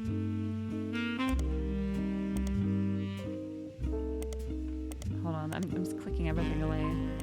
Right, yeah, this was the conspiracy theory page again. Are there any more conspiracy theories here? Gwyn Roottree's death is faked. Guy's not dead. Did I look up Guy's not dead? No, I didn't. Okay. Oh my god, is this the Piccadilly pictures? This is the Piccadilly pictures. Oh my god. Oh my god. I thought I looked up all the conspiracies. I guess I didn't. The Guy's Not Dead conspiracy stems from a website that focuses on clues that the root trees have supposedly hid all over the place. This includes on candy wrappers, in print advertisements, in television commercials, in their jingles, etc. The story, according to the website, is that Guy Hudson was a terrible president of the Root Tree Company and introduced multiple failed products. That's true. That is a true story. Something needed to be done that would put the company immediately and instantly back in the favor of consumers. So they killed off Guy Hudson and replaced him with a new president. This move immediately garnered sympathy, and the company recovered the next year, more popular than ever. The next president stayed much further out of the limelight, and some people even theorize that he was simply Guy Hudson in an elaborate disguise, which is why he stopped appearing in public. The people who run the site are asking for help. They're certain that there's a clue to all of this that accidentally leaked in a banned article from the magazine Picoty. On their page is a scan of the magazine's cover, the interview with Cicely Sanchez about Guy Hudson, and some photos. You add them to your evidence. Oh, wonderful. Wait, that gave me so much. Just because I didn't look up Guy's Not Dead. That's amazing. I had no idea that I missed that. Here's the interview. You claim to have been paid a significant amount to write a book about one of the root trees, Guy Hudson. He was president for a short period at the end of the 1970s, right? Yeah. I met him on New Year's Eve, actually. The last night of 1978. Guy liked to throw big parties. I was just coming off of Changed Man and looking for my next project. When his wife learned who I was, she invited me to the party and they cornered me to talk about a book. That was the first time anyone recognized me from my work. I had finally made it. The book they asked me to write sounded great, but then none of the stuff that made him interesting was allowed to stay. Chop, chop, snip, snip. Anything with even the slightest threat to Guy's image ended up gonzo. What was the stuff that made him interesting? Oh, the affairs and the swinger parties, I guess. At his core, Guy was not complicated. In fact, I think I could boil him down to two traits. First, he wanted to be seen as the second coming of the great Elias Roottree. And second, he'd never be satisfied living the life needed to be seen that way. He had his fortune and good looks, and he really liked to exploit that to pick up women. But he couldn't let anyone else know, so it cost him a lot to cover it up. That was the only interesting aspect of Guy. He was James Bond trying to convince people he was Mr. Rogers, I guess. No, I don't think James Bond would have sunk companies like that. Mr. Rogers, really? Maybe that's not the best metaphor, but Elias Roottree was boring as all hell and all about family. Oh, was he? Oh, was he? Guy did everything he could to be seen that way. After I submitted my first draft, he sent me this garbage book, The Roottree Legacy, with Elias on the cover. The last time he and I met, he had even switched out his orange suits for the same green ones Elias wore. And remember Fancy Flavors? Guy knew that part of Elias's legacy was the 5-piece flavors, so that's what Guy tried to do too. Caviar was a disaster here, but it was actually somewhat popular in Brazil for whatever reason. In Christmas 1979, In Christmas 1979, he went to Brazil to open the Roottree Brazil factory. Guy was always hopping around the world trying to recreate that success. Okay, so is there going to be a Christmas party photo somewhere? So how come the book never came out? It's complicated. I had an out in my contract. Surprisingly, Guy signed the contract my lawyers wrote without running it by anybody in his legal department. I could pull my name off the book at any time, but Guy still got the content. After I let, it probably got a lot harder to convince any real publisher to give it their time. Interview continues on next page. This is a long interview, wow. He was the president, right? Do you know why he never released it himself? If I had to guess, his family very wisely put a stop to it. Mid-1981, months after I had already moved on, he called me back and showed me a final draft. Do you know how expensive it is to publish one copy of a book? It had my name on it in big, shiny, embossed letters. Like all problems in his life, throwing money at me was his attempt to win me back. But it had half the page count and the narrative was torn to bits. No thanks. The dinner was good. Imported steak that likely cost as much as a month of my mortgage, and we all got pretty drunk. He sent his mistress, Susie something, into the bathroom to proposition me. Poor girl. Susie, you say? Susie, hey? His mistress Susie. I remembered her from our trip overseas. She was too good for him. Anyways, he died soon after, and that was the last it ever came up. What can you tell us about the family? Any insight into the scandals from the recent book by Sam Madsen? I actually haven't read it. I just skimmed the sections on Guy to see why people were suddenly calling me up to ask about the man. I'd say she did well for what she had to work with. She only had rumors, whereas I spent time tailing him. Sometimes he knew, sometimes he didn't. He invited me to join them when dealing with Roottree Brazil, but I actually had people on him when he went to Australia, France, and China too. When he met with someone, I'd figure out who they were and how they were involved. Doubly so if the meeting happened when he didn't want me to be around. Despite his best efforts, I got the whole truth, including things even his family never knew. For example, the daughter of his business partner in Australia, I think her name was Robin? He and she definitely spent a few nights together that he didn't want his family to know about. But I did. Oh, is that another affair then? I think that might be another affair, but maybe not one with a child? Who knows, maybe there was a child. Madsen got things wrong? Sam mentions Guy's affairs and treats them like most people would logically think to treat them, like the infidelity was a problem for Patricia. When his wife first approached me, though, it wasn't to talk, if you get my meaning. Yeah, we already knew he was a swinger. She knew about it. He wouldn't have kept doing it otherwise if she didn't know about it. Oh, wait. I wonder if maybe she couldn't have children. Potentially, because he never had any children with Patricia. Interesting. On paper and in public, it was a marriage like any other, but in reality, it was more of a mutually beneficial arrangement.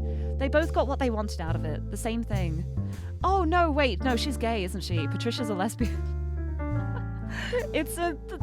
She married him as a cover-up. As a cover-up, and then she's like, yeah, just sleep with whoever you want, it's fine. Nobody will ever know. There we go. Yeah, what was that? I'm assuming I only have to spell it out so you can get it in writing for your readers. Women! Patricia enjoyed the company of women, and the swinger scene made that more accessible. Let's go. I'd told her I wasn't interested in her and Guy. I found out later that if I had said yes, her next question would have been whether or not her husband actually had to be there too. Just be like, hey, do you want to sleep with me and my husband? Actually, do you want to just leave my husband out of it? Actually, do you want to... Do you like women? Hi. Guy, on the other hand, was seen in a traditional marriage and at the same time could bed any women that found him charming. I can assure you that was exactly the type of marriage he was interested in.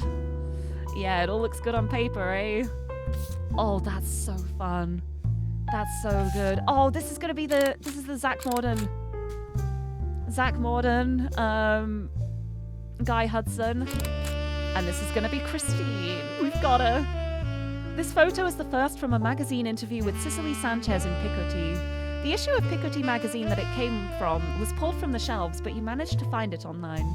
Picoty does not label its individual photos. Both photos were instead under the shared label. Cicely was provided these photos by the Root Tree Company for use in her book. Nice. I'm sticking that right here. We got her. We got her. And we've got another Guy Hudson picture. And we've got the beep beep beep. Where is he? Over here. The other Zach Morden picture. Oh, perfect. Wonderful. And the other picture's going to be this. I bet. I hope. It's the Christmas party in Brazil! It is! Oh, I'm so happy. This photo is the first from a magazine interview with Cicely Sanchez in Picoty. The issue of Picoty magazine that it came from was pulled from the shelves, but you managed to find it online. Picoty does not label, blah blah blah, all the same. Be gone. In the background of the photo, there is a Christmas tree. Hi, hi, hi, hi. That's going to be the other Susie picture then, I bet. The Susan one. Because she was brought in as a translator, right? And I'd presumed it was for the sign language, but maybe she speaks Spanish as well. Portuguese. So I'm going to put in these ones first, because I think it's going to lock in. Right? Think everything's in place. I think it's all here. I think we got it. No? Oh, I'm missing something. Christine Farrow, we know, was secretary. We've got her as CEO. Maybe CEO is wrong.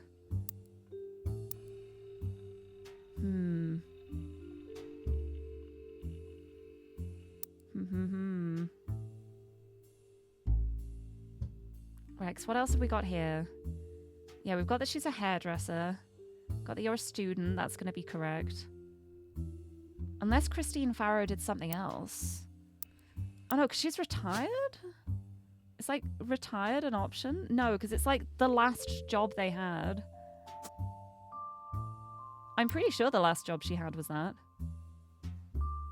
But yeah, this was the Brazil Christmas party one. Let me double check. Because that was like... would have been like around this time. Special Services Interpreter. Would have been around this time. That was 79. And we know that the travel happened in 79 to Brazil.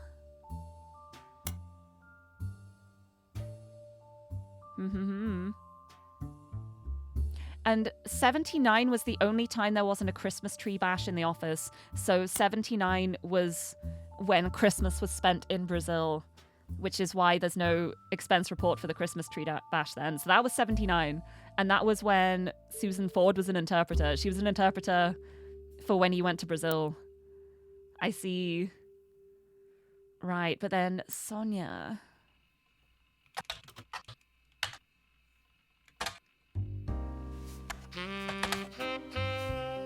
Nia.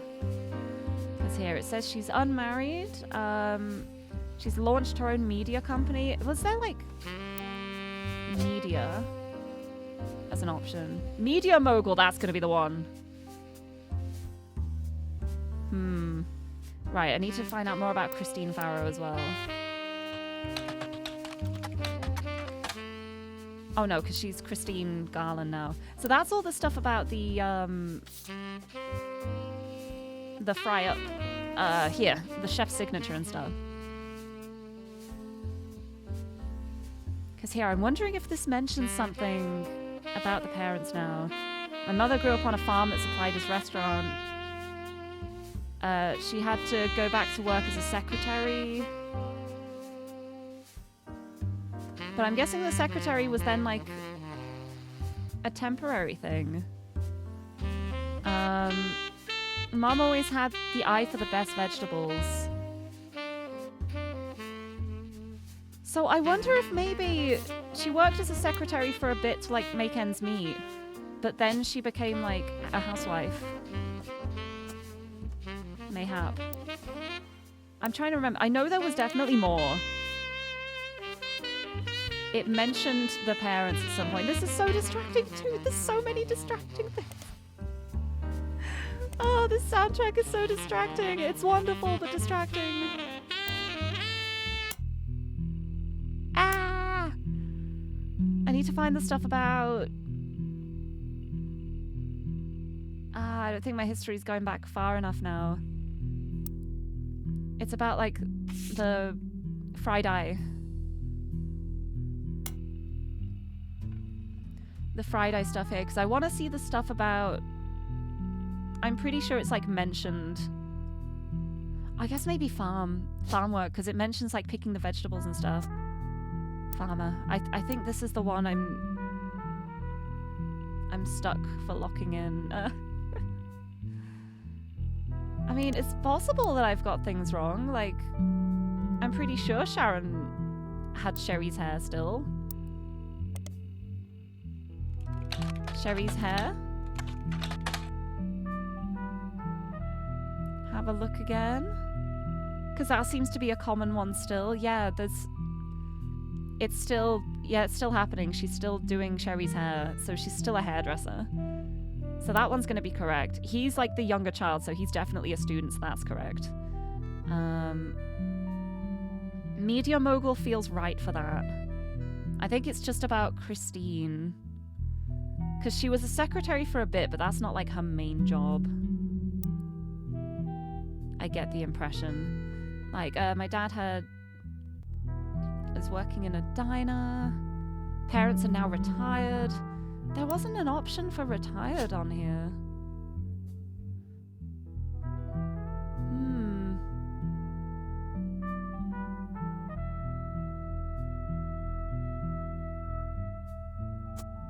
So yeah, it's not secretary then. So what is her job?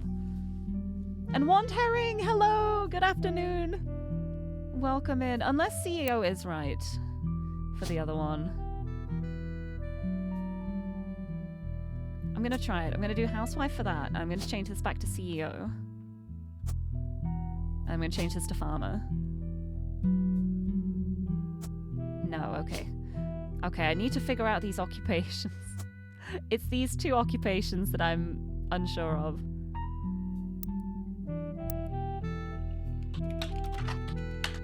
Nia Alves could be anything. Because of the fact here, it's like she worked in television, then she now launched her own media company. So it's going to be media mogul then. I'm pretty sure that's going to be right for her. So it's down to Christine Garland. Let me look up the Stephen Garland, like the Garnishing the Truth one. Here. She and her husband met when she delivered produce. Oh, delivery! She's a secretary, but went back to delivering produce on the weekends. She's a delivery driver. Delivery. Driver. No, delivery. Mail, post? What? There isn't delivery on here. Huh. Chef, construction, dancer, director, driver, farmer. I don't know where delivery would come on this list. I would have just put farmer then.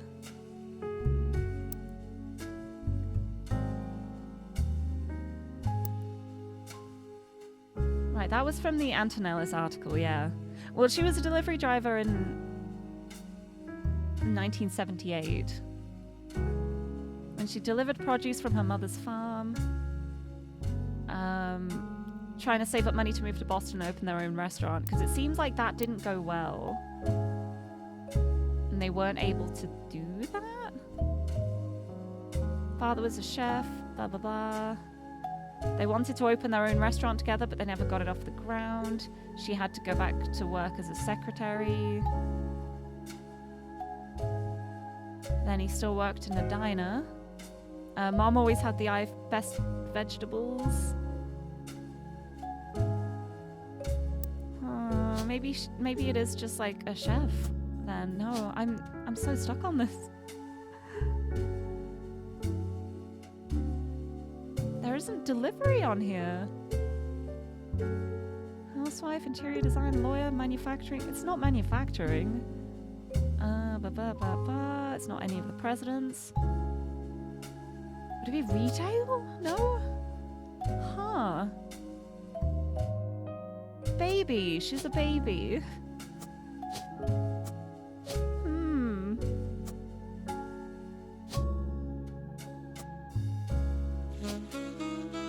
Wow.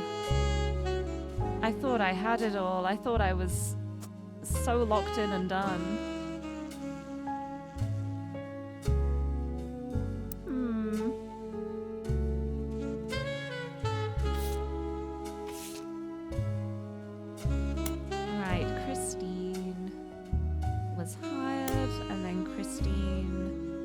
No longer working for Roottree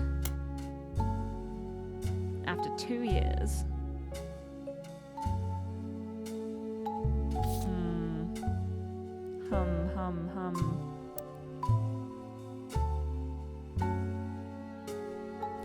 Yeah, she delivered produce from her mother's farm. Restaurant switched suppliers, but they reconnected by chance. She's a secretary, but still delivering produce on the weekend. This is wild. I'm like so close. I feel like I'm stupid right now. I'm like, what am I missing here?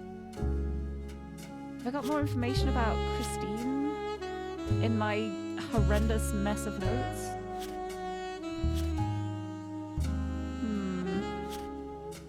Because it's like, unless the other one's wrong. Unless this is something different. But I think that's right, knowing that she's got like this whole media enterprise and stuff. I don't see how it would be wrong. This is so wild. I'm so close yet so far. I'm gonna have some monster. Also, Wand Herring, hello!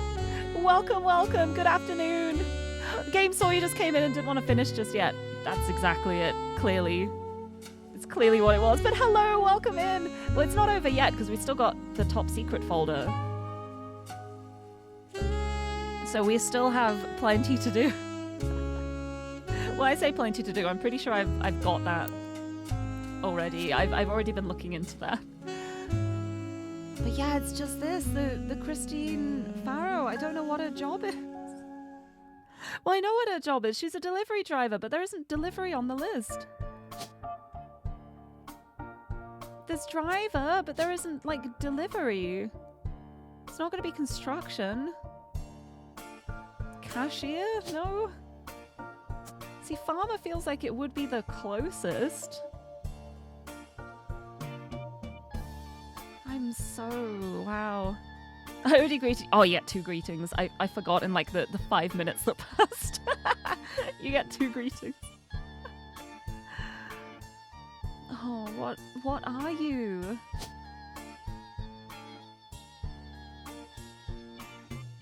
Housewife. Because there's no option for retired, because it's just like the last job they had. So then I'm just like wondering if she had another job before she retired. Unless like, no, unless secretary was her last job and I just didn't have the media mogul right. I don't know. That feels like it should be right. I don't know. Ah! This is so tricky. What am I missing? What is your job? Maybe your job is just the housewife. CEO, media mogul. No, because I have him as news anchor. Well, she's not a news anchor. Oh my goodness. Oh, Cassandra, hello! Welcome, welcome! Wait, I just gave you 2 greetings because I said welcome twice. I didn't even mean to do that. But hello, welcome in. I hope you're doing well. Happy Tuesday. Because you're just that cool. It's true. It's true. Being here makes you extremely cool. No, it has to be Media Mogul, right? Have I gotten this wrong? Are you not a hairdresser? It was Sherry's hair. Are you not a student? What was the stuff about Mark Smith? It was the stuff on Sherry's hair. Let me go back again.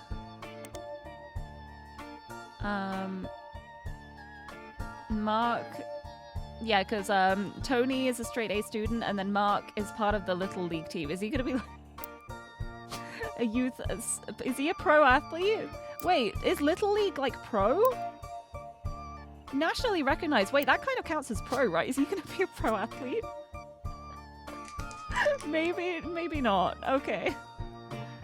Maybe he's just a baby. I feel like he has to be a school child, right? Like, I'm just... It has to be. I don't see what else it could be. Oh my goodness. Have a thinking die. Oh, thank you. Thank you. I'm going to roll 8 d20s. I accidentally hit escape. Hee. I'm going to roll 8 d20s. 8. There it is. Okay, I rolled an 8 on one of them. I got 3 15s. 3 of them are 15. And then I also have a 2, a 9, 2 9s. Okay, so I have 2, 8, 9, 9, 12, 15, 15, 15. Those are my results. And I get a hydrate too, thank you. Replenish brain cells. I'm so close to the end. I'm so close. I've got this. I have to have this. I'm right here. What am I missing?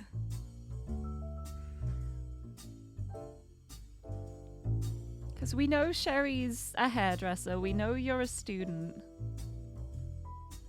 Oh, up here! Elizabeth Williams. What if her name is just Bess? Is Bess like an option? I put it as Elizabeth. But, oh, it is just Bess. That was it. I did have them right. Oh my goodness, look at that. Locked in possible infidelity 1. Locked in possible infidelity 3. Locked in all of the optional entries. We have an envelope to open, and I think that Ruby Legal Enterprise has been scamming the root trees. Let's see if Clark and Sam have something to say to me. Yeah, they're knock knock. Hi. Hey. Hi Hello. again. I know you probably thought you were done. No, don't worry, I didn't. I did not. But it turns out what you're doing here might have some pretty major repercussions on the family tree. Oh yeah, it could. Again. Also, there's something really strange happening. I can't explain it. Is it like the legal team doesn't have your best interests in mind? Neither of us can. I'd call it a simple misunderstanding, but it's digging at the pit of my stomach. I just have a feeling. Clark? Last week, let's just Yeah. say being the president, sometimes people bring me things. Oh? Like what? Just skip to the important part. Thank you, Sam. Right. One of our janitors brought me some hair she'd found in Ruby Spratt's trash. It was Bonnie Hudson's. Yeah, she didn't send that hair out. She sent a different hair sample. That's why it was listed as Jane Doe. That confirms everything I've already seen. Oh, I love it. I love it. You love to see it. Bonnie is Guy's sister. She'd sent us her hair to test potential root trees, since her DNA is closest to Guy's. Yeah. But Ruby threw it out, and I wasn't sure why she would have done that. Especially right before we began testing the tree you provided. Exactly. Yeah, that's suspicious, right? When I asked, she told me she thought the samples needed to be fresh every time they did a test. But then why would you have the hair in the first It place? seems really Yeah. odd. Ruby was the one who convinced us to do DNA testing in the first place. She seemed so knowledgeable. I don't like it. Yeah, Ruby's a scammer. Ruby and 5Ps are scammers. You've done more of a deep dive on these people Yeah. than anybody else has. Clark will keep a closer eye on the DNA tests from now Yes, on. good, you do that. Anyway, also, look at these 2 DNA tests I have that show that the 5Ps test was not done with Bonnie's DNA. You have an eye for anomalies. Yeah, I We need you to find the smoking guns. I think I If found there's him. anyone you're 100% positive can't be a root tree, Or any you've got definitive evidence are root trees, then we might be able to catch Ruby in a lie. Yes. I can do that. I can do that. I've got that. I've got that. I have that. Hee hee hee. Hoo hoo hoo. Hee hee hee. Hoo hoo hoo. Right, so this is now saying, you can verify which people in the dotted boxes are almost certainly legitimate root trees with a tick, very unlikely to be legitimate root trees, and which are too ambiguous to make a decision one way or another. Hee hee hee hee. Hee hee hee. Hoo hoo hoo. I'm so excited. And hey, I already have the things I need for here. Filling in this person is optional. No, it is not. This is Beatrice Watts,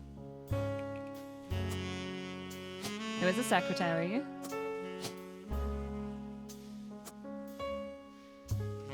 And this is Courtney May Watts.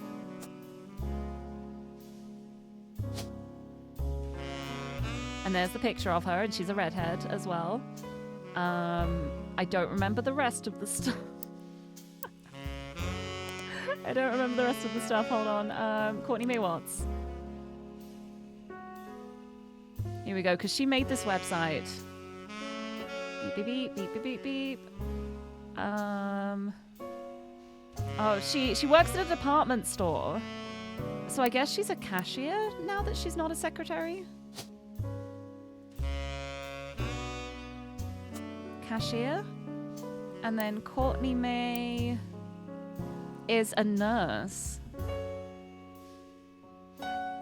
Yeah, your high school sweetheart, you got a degree in nursing.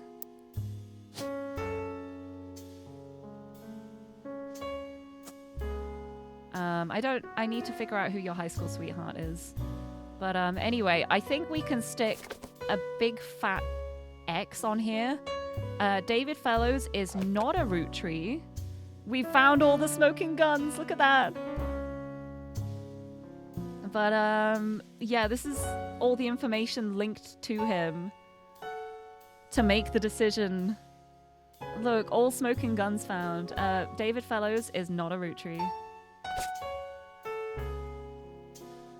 Right, over here. The older one here. We've got the thing about the plaited loaf. You're the older one. And it's got all the information about how she was already pregnant when the two of them met. So I think James Garland is a root tree blood relative, but Robert is not.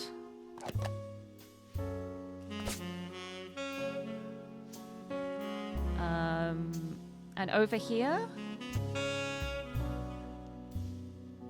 trying to remember the order of this. I'm pretty sure Stuart, Clementine. Yeah, Stuart is not a root tree. Because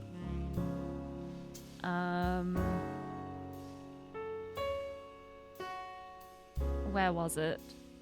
Yeah, because the unusual circumstances of her second son's quote-unquote adoption.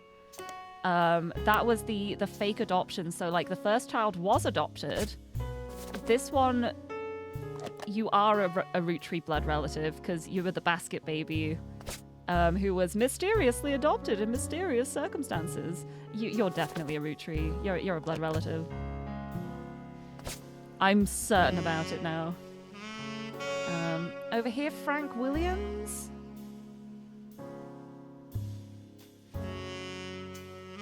I'm pretty sure Frank Williams is a root tree, but let's have a look. The stuff from here. Yeah, because this was all the stuff of his mother His mother is Bess. He grew up as an orphan because his family died in a hurricane when he was very young. He has no memory of his father. And the Bess Williams died tragically in a hurricane and was really close with Elias Roottree. And I think it is extremely likely. I don't know whether to do like a maybe.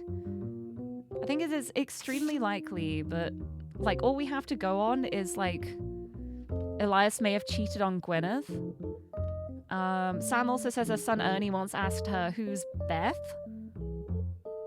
Does Elias have a lisp maybe? Who's Bess? But who's Beth?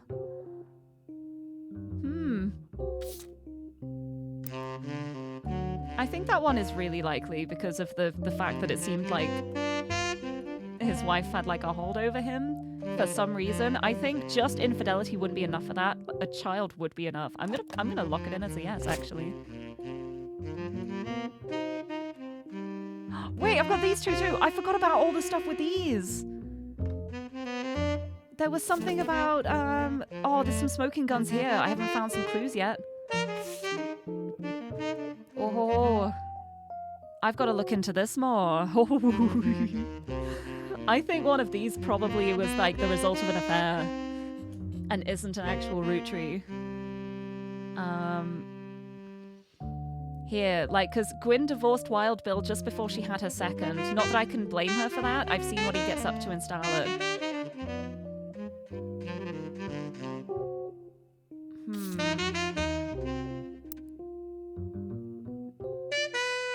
But then it would have been her, though. She's passing on the root tree line, so if she had, like, adopted one of them...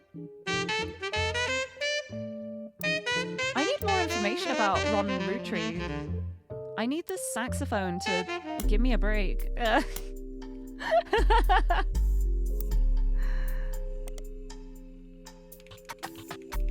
need more information about Ron Roottree, because he was going to just be the president, but then they said it was going to be Ron and Clark, and then Ron was dropped entirely. So that's interesting. He's done some interviews saying that the truth of what went on behind the scenes is not something he wishes to discuss. Instead, he hopes to release a movie about it someday. Some veer into heavy speculation based on an article about Ron in Business Watch. What is that article? Business Watch ran an article about 2 months after the Roottree rift about what really happened with Roottree. The article mentions that nobody from Roottree that they reached out to was willing to go on the record. Instead, the timeline of events has been constructed from public record, accidental leaks, and a source on the inside. The only parts that are new to you are also the most vague parts, the ones supposedly confirmed by their anonymous source. They wanted Ron Roottree to take over, but Ron seemed way too eager and personally motivated. They were worried he would gut the Clan-Said Trust to remove Robbie Roottree. They stalled, Ron became frustrated with the delay, and then he let out the press release saying that he was going to be the president. They tried to save face by allowing Ron to take over as co-president with Clark, but according to Business Watch's source, Ron was impossible to deal with. He seemed like he was unwilling to protect the Clan-Said Trust, and they eventually let him go. This is interesting. There is more to uncover with Ron Roottree. And maybe, like, looking up Robbie might help, too. Especially because, like, that one article said at the bottom, too, like, the brothers seem to have, made amends after their mother died. Yeah, that's the old article. Ron was born in the US, but grew up in Paris.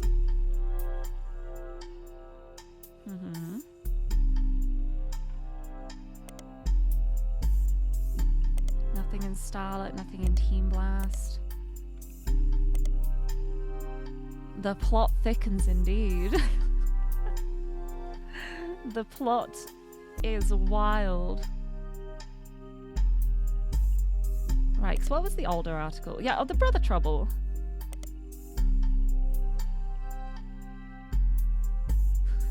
Huh. It's a sitcom about two brothers the same age, one adopted, played by Tommy Mark Sheridan and Dustin Christoph Baker. Their single mother had to navigate her job.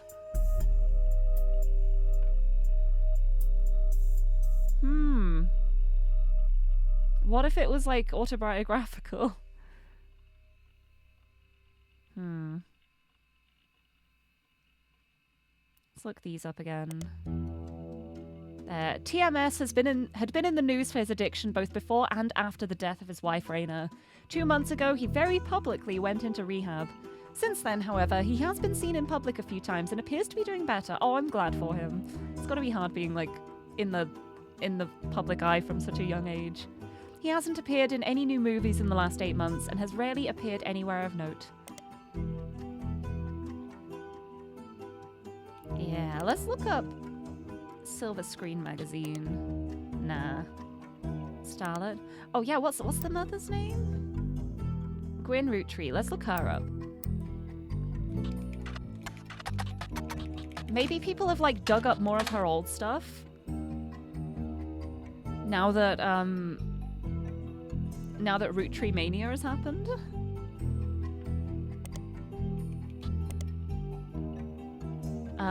Yep, somewhat well-known actress. She died in Paris, France about 3 weeks ago. After leaving Hollywood, she made no effort to stay in the limelight, and most obituaries tend to focus on her largest role, Guys Like Us. Not much is known about her death, except that it was announced that she died peacefully in her sleep while being treated for a sudden severe case of pneumonia. Before that, she had apparently been in relatively good health, according to her friends and family in Paris. She was 67. Let's look up Guys Like Us. Yeah, that was the secretary one. Two secretaries cut their hair short and pose as businessmen. BBBBB. Oh, this is new! It was recently released for the first time on home video due to ROOTTREEMANIA. The time it took to manufacture and ship VHS copies of Guys Like Us meant that it missed the height of the craze, which only lasted a few weeks. Even so, it did sell modestly well, and there have been talks of a remake. Ooh. Is that gonna be in here? No. Gonna be in here? No. I wonder if she's in Silver Screen Magazine. No, that's all old stuff. She was often in Starlet.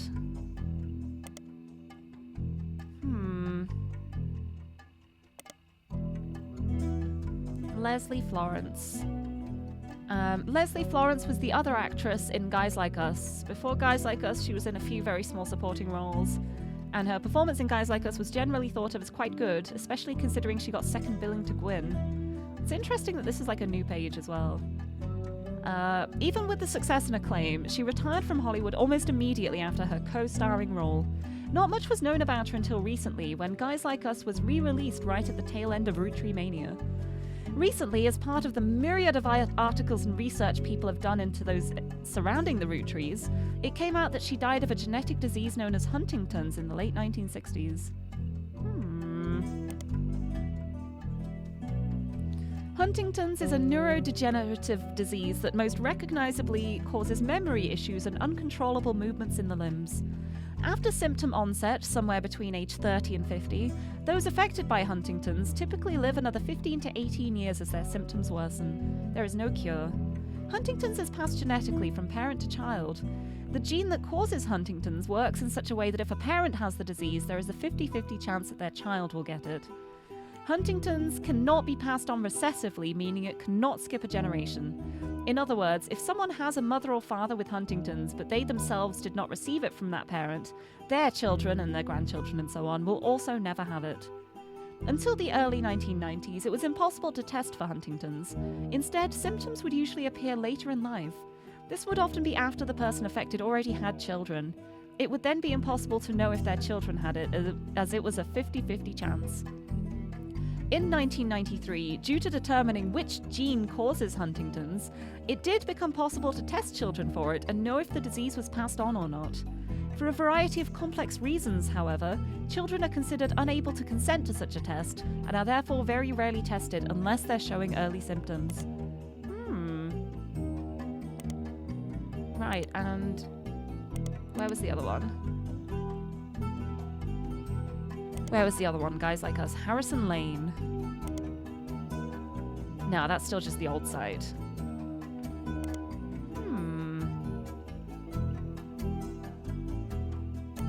Is that going to be relevant? I want to look up Leslie Florence. Okay, nothing in Starlet, nothing in Silver Screen. Maybe there is nothing.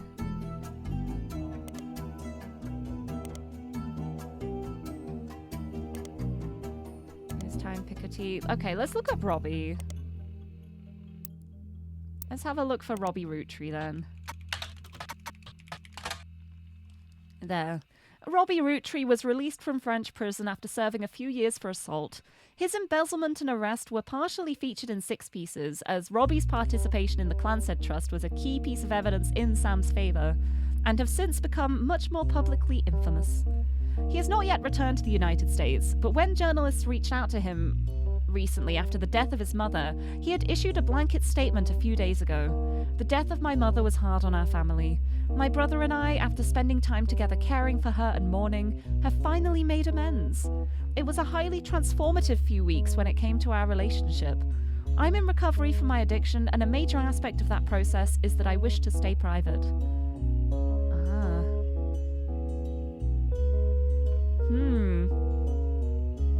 Highly transformative few weeks, eh?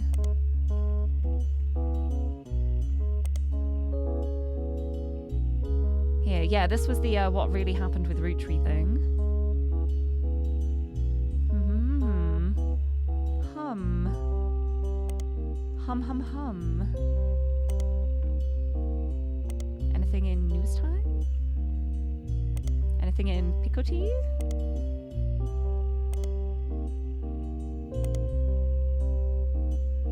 That's the small rumors one about, yeah, that was him being tried in a court of law because he embezzled and assaulted people around the time that Brother Trouble was cancelled. What a coincidence.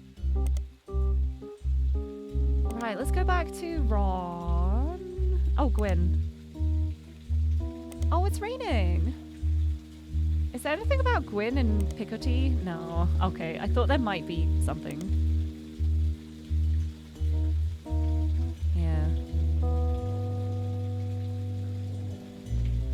Wild Bill and I have a child on the way, and we're sticking with Roottree for the last name. Not Williams, but we're also planning to lean into alliteration. I see. Let's look up Wild Bill Williams a bit more. No, that's still just an old one. Anything in Picotee? No. Business Watch, Butler County Times. Searching. This is new. This is new. Wild Bill Williams, an actor known for his role in Fortune Favours the Grave, did not make an appearance at Gwyn Roottree's funeral. Because of his absence, there were rumours online he must have already died. But according to a reporter that tracked him down, he's in his 70s, still lives in Paris, and is still in perfectly fine health. He even went on record as saying, "I think it was Mark Twain who said the rumours of my death have been greatly exaggerated. That seems appropriate today." The few years I spent with Gwyn were just one stop along the very long and complicated journey that has been my life and career. The last time we spoke was when I signed the divorce papers. She asked me never to contact her or the kids again. I've always respected those wishes. They never reached out to me either, even as adults, so I have to assume they had some idea of why she hated me so much and the sacrifices she made on my behalf. I wish them well and am sorry for their loss, but we've all been strangers for 40 years, so I can confidently say they wouldn't have wanted me to be there. In fact, I'm confident my presence would have ruined it. Huh. Wow, okay. Right, okay, yeah, some of this is showing up now. I'm still missing some things. This is interesting. The fact that the Huntington's disease thing has popped up here is very fascinating. How's Ron doing at the moment?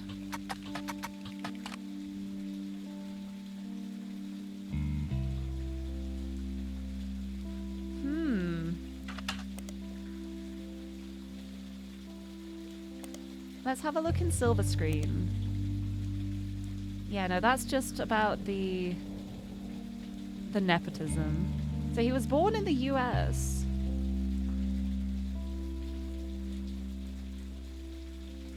But grew up in Paris. And then returned to Hollywood. What was the name of the company between them? I don't remember what the company they made was.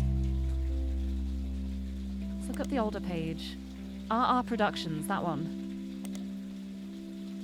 RR Productions seems to have no projects listed in development other than Guys Like Us remake. Oh. Ooh. The Guys Like Us remake has been discussed a few times on a website about upcoming films called Movie News. The logo is a cow on a film canister. The rumored cast is Cameron Diaz in the role originated by Gwyn, Linda Fiorentino, and Chris O'Donnell. According to leaked news, the remake has been put on indefinite hiatus due to its director, who is speculated to be Ron Roottree, dropping out in the wake of a serious medical issue. Though that's only a rumor. Oh! A serious medical issue, you say? That would then be really fascinating because neither of his parents seem to have Huntington's. They both died at the ages of like 67 and 70 in full health. I think we have another adoption. I think we have another adopted Roottree. Oh, the irony. The irony of him wanting to remove his brother from the Clanstead Trust when he's not actually technically eligible for it himself. That's funny. Thank you for the hydrate too. I must replenish brain. Also, Gigi, hello! Welcome, welcome. Don't even know what that means. I'm too old for that. Hi! This is fascinating. Can I look at Cameron Diaz? No, okay. No, it would have been funny.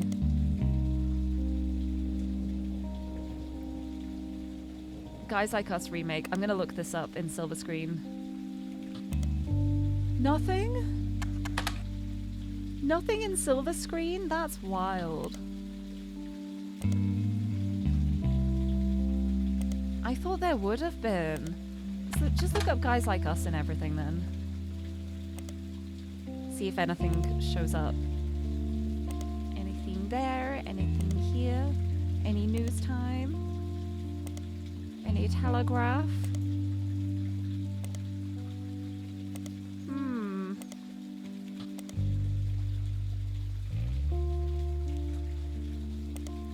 Interesting.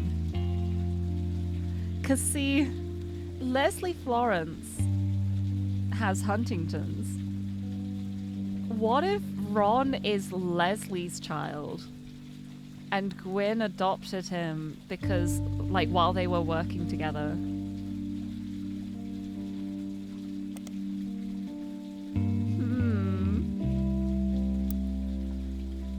This is so interesting. I'm still missing one thing here as well, but I think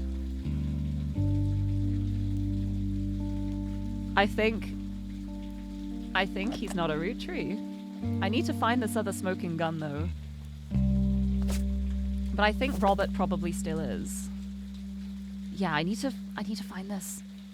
I need to find this. There's one more thing related to these two that I've missed somewhere. I need to find the smoking gun. It's gonna be related to Gwyn and Leslie somehow. Oh, did I look up Wild Bill on here? I think I did. Yeah, because he didn't make an appearance at the funeral.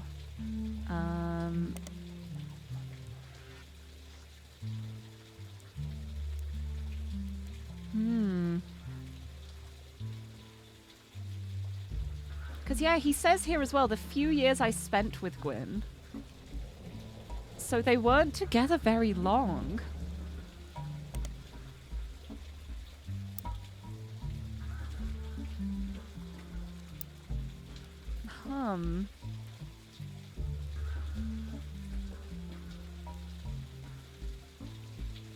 Right, Guys like... There's nothing for guys like us in any of these. That's wild. Gwyn, Roottree, that's all of the old stuff. Starlet. Yeah, most of it's about the divorce in 1958 from Wild Bill Williams. When she announced her divorce, she also announced she was pregnant again. And the rumor is Wild Bill had multiple affairs, which left her heartbroken. Well, yeah. So if he got her co-worker pregnant, then that might be a good enough reason to divorce. Because they relocated to Paris.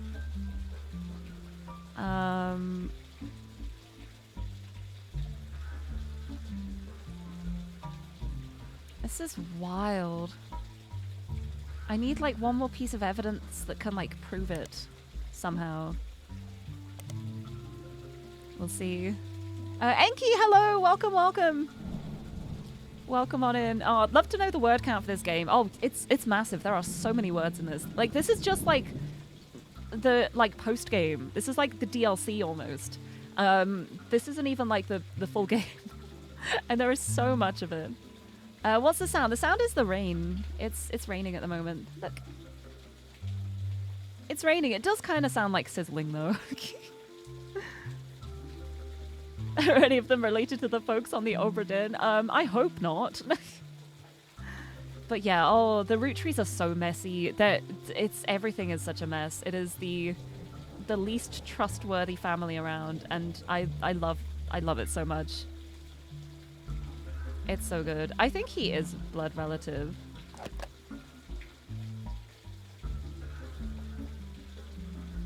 But I need one more smoking gun for these. And it's gonna be like, if I can find evidence that Wild Bill had an affair with Leslie. What was her name again? Christmas Mission. Christmas Mission was on a site about movies that flopped. Wild Bill. Let's find the older page here. Fortune favors the grave. Yeah, I looked that up.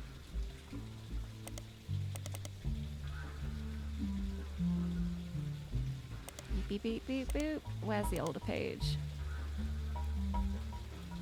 There, he was known for his good looks and off-screen romances. He was married 4 different times. He grew up in Paris. He likes blondes. He was married 4 different times. I have a feeling Gwyn may have adopted her co-star's child. And that's where it is. I just need, like, one more thing. Give evidence of this. Yeah.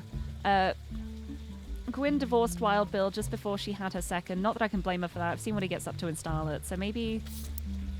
I did look him up in Starlet. I think. Yeah, because this is who he's been seen with in public.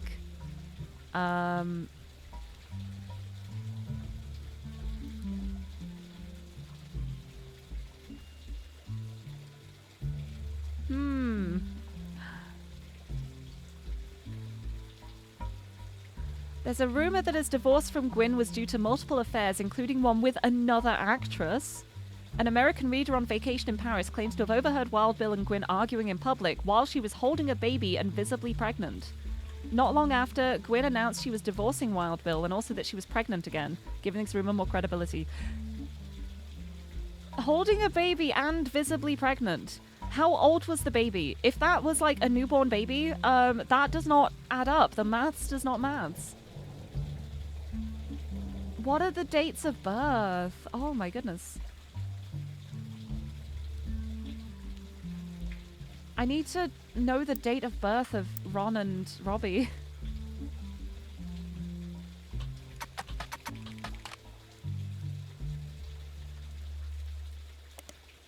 Yeah, Ron Roottree. So it says he was born in the US but grew up in Paris. Yeah, because then they moved back. But then Robbie was born in Paris?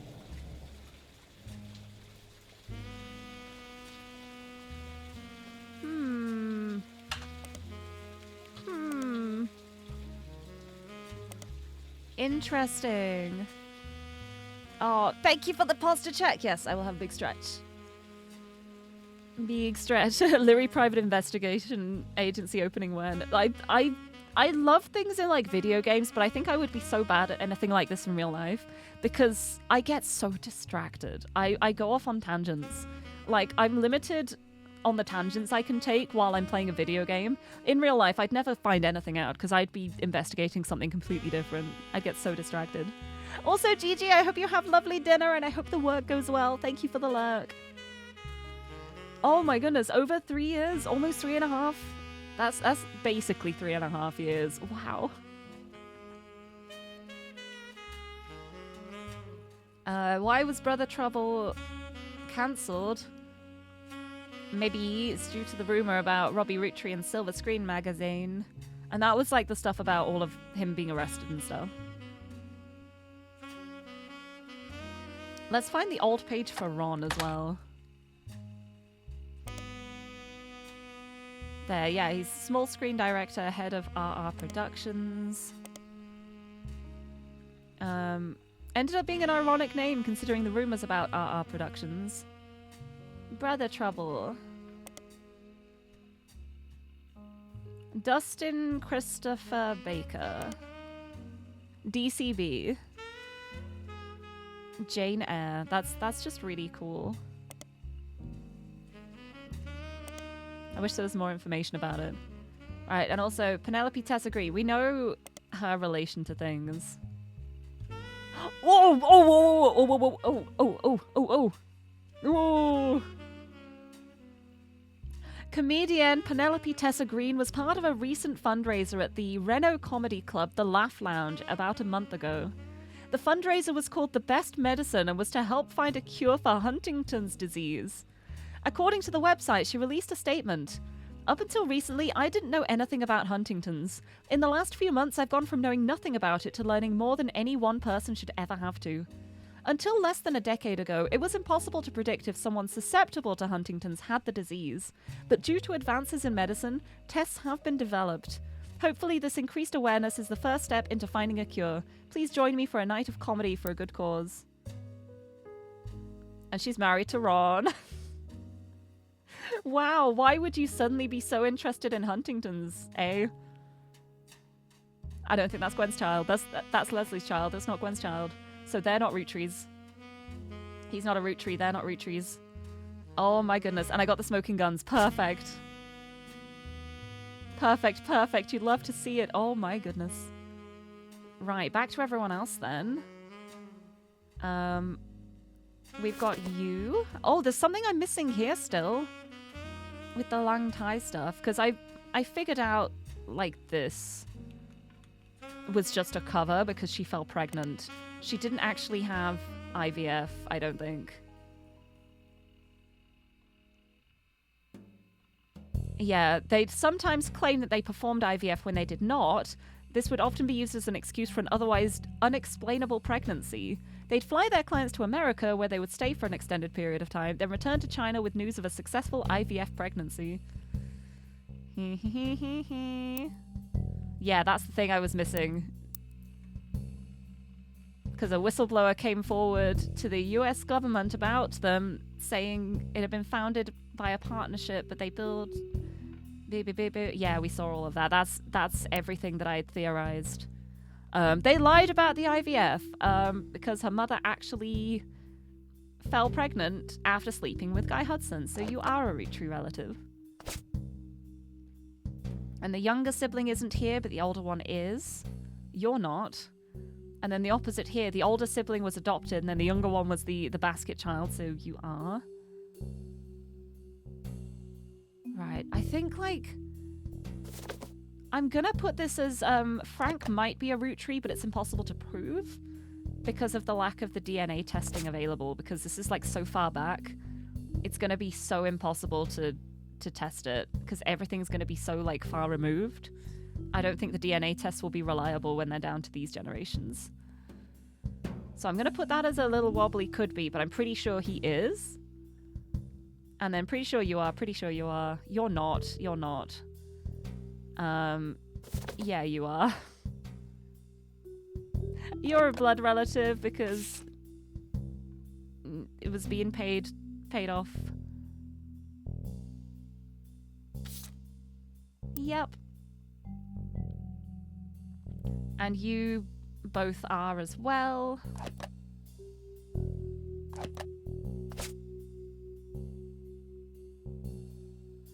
Right, and I'm missing photos here too. I want to find out more about Courtney May. Courtney May Watts. I'm still missing stuff.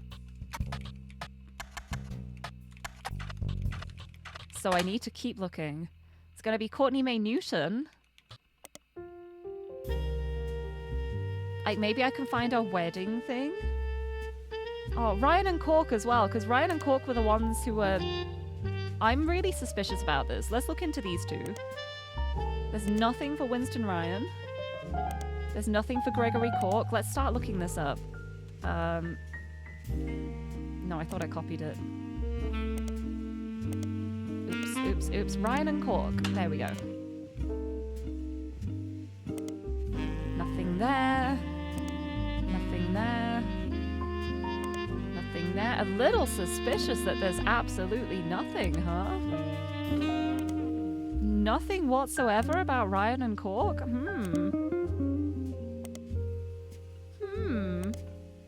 Suspicious. Also, thank you for the hydrate. I will have a sip. Sippy of my drink. Also, you were this years old before you realized I have a pink heart there. Oh, where? I have pink hearts everywhere. Oh, for some reason you imagine me doing the Postmates attorney. Oh, like the finger point of just like the hold it. I have evidence against you.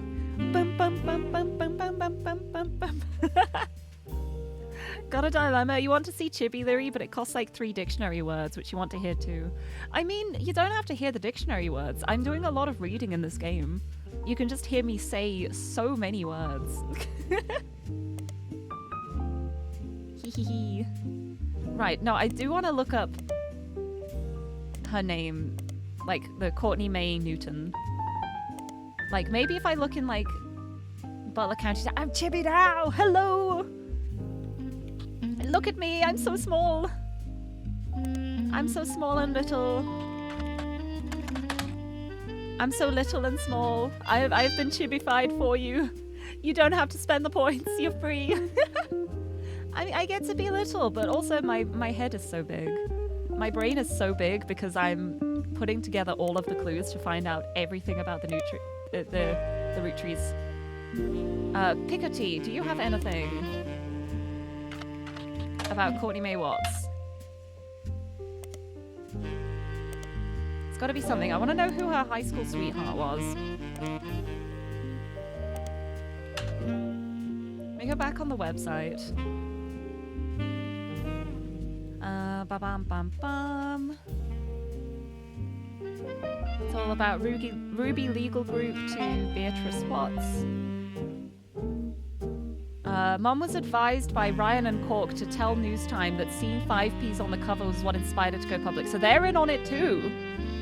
They're in on it too. This unremarkable law firm. They are also in on it. They're the ones who provided the scan proving that she wasn't a root tree, which we know is faked now. They probably gave the wrong DNA over. What is that creature on my neck? That's Sandra. She is a worm on a string. Well, she's worm off the string. I probably shouldn't leave her unleashed, but I do. How can you not know? Worm on a string. Everywhere. It's my belt on my regular outfit, too. When I'm Magical Girl, she just kind of floats around a bit. But she's just, like, resting around my neck. I mean, sometimes she just, like, wanders off, too. Oh, yeah, there she's gone. Hey, can you come back? Come back. Thank you. My neck is nice and warm. She keep me warm. When time's cold, she keep me warm. It is perfect. Right, I'm so suspicious about all of this. Why did I type it there? I'm so suspicious about Ryan and Cork.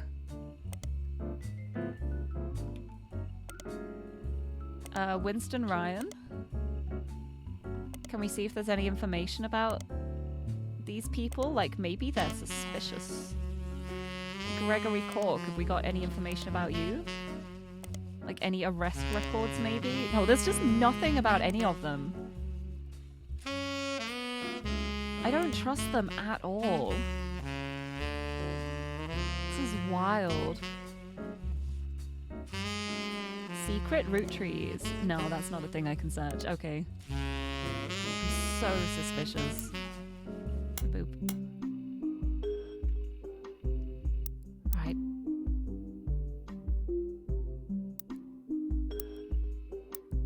Because she mentioned, like, her settling down with her high school sweetheart. Yeah, paid for my apartment in the big city so I could stay with my high school sweetheart. But who is that? Who is that? Who would that be?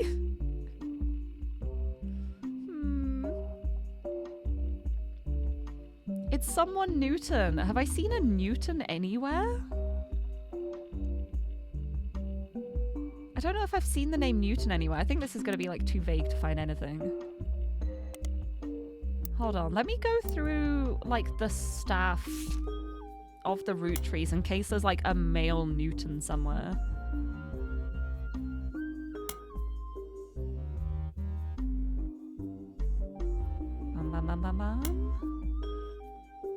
They're no longer employed. Raffatunes listed as staff. Did I look up Raffatunes? Oh yeah, that was the ad. That was the website that has gone down. There's a couple of crosses that have been fired. Yeah, this was when Beatrice Watson and Corinne Schwartz were hired. Not seeing any Newtons. Yeah, there was Susan Ford. All of this stuff. Carl joins as special management. Blah blah blah blah. Bleep blah bloop. All of that was cancelled, and I got a raid. Hello! Welcome in, raiders. Welcome, Maru. Thank you for the raid. Hello, hello. How's it going? I hope you had a good stream. Welcome to, I'm missing like a couple of tiny things, and then I'm going to be done with the root trees are dead, which is exciting and also kind of sad because I've been enjoying this game so much that I don't want it to end. But welcome in, raiders. I'm also chibi. You may have noticed. I'm very small. I'm not usually this small. I'm just small today. I can be smaller too. I could be so small. I can be just really tiny. I'm just so small. I'm just a little guy. And it's not my birthday though. But welcome in to anyone who's new here. Hello, I'm Lirie. I'm a pink-haired cat girl from the UK, and I love comfy games and puzzle games, and I'm currently playing The Root Trees Are Dead, which I've been playing for a little while. But I'm nearly done with this game. I am so close to done. Like, I could click ready right now and probably be done with the story, but I'm missing a couple of tiny things here, and I need to find them. I've done all of this. I have filled in this whole family tree from this whole wild, messed up family with multiple affairs, and I am this close to being done. but I'm just like missing one thing. I'm gonna find it. I'm just missing the tiniest things. But I hope you had a good time. Oh, showing people your snaps and videos from your trip to Italy. Oh, that's so fun. Oh, I'll have to look back at the VOD. I love that. I'm glad you had a good time. And if you have to head off to get some dinner or something, I fully understand. But thank you for sending the raid this way. I appreciate it. Welcome to me just like grumbling as I go, how can I find this information about this person?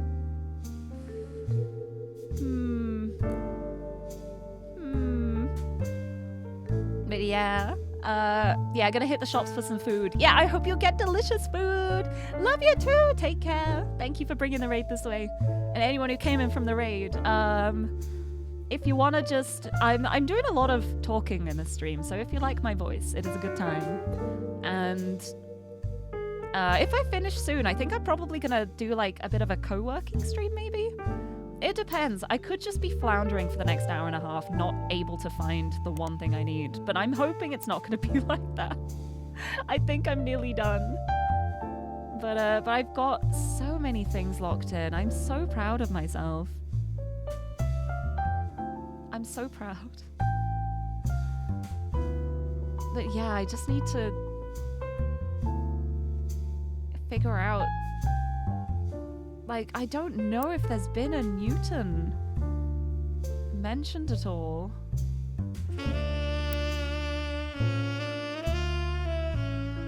Unless there's like a Newton linked somewhere else, which would be wild.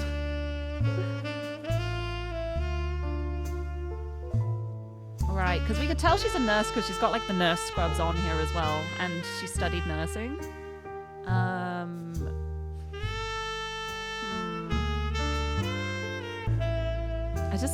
I need to know more about her husband. Because we know it's a Newton. I just don't know what his name is. It doesn't say his name anywhere, I don't think. Oh, distracting sax. There we go. At least I don't think it does on our website. Be funny if it does mention her husband somewhere. Like mention a name or something that I missed. Let me skim through. Yeah, no, it literally just says here, so I could stay with my high school sweetheart. But I don't know who that is. Who is your high school sweetheart? Can you like tell us? Can you not tell us? That would be really nice. I don't know where I can find this. Hold on, where's the article? Here. Does this mention anything? Yeah, because this is Beatrice talking and saying what the legal company told her to. There. Her daughter's father walked out one day and never came back. She realized this wasn't the only one this had happened to. Confirmed the existence of the infamous after parties. Payments were made in cash, we know that much. No, there isn't anything. Let's search Jane Doe Root Tree. Have I just like searched that? Oh, it's just the same thing as Anonymom. I see. I see. Oh, and I'm back to normal. I'm back to normal again. I'm no longer chibi. No one could help Beef Baby. Wait, you're so right. Actually, this is great for the raiders too, because of Maru being like a punk rock delinquent. I think Maru's community, I think you might like this. Check out this song. It's by one of the root trees. One of the very distantly related root trees. It's called Beef Baby. It's a masterpiece. Listen to this while I search for random documents. This is what we get, and I get a hydrate. Ooh. You are like a beef baby, beef baby, beef baby. You're a filthy thief, baby. Yeah, here we go.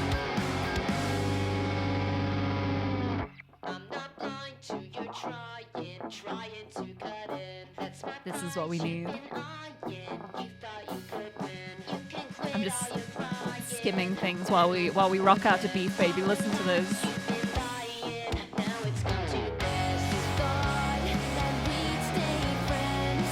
It's so good.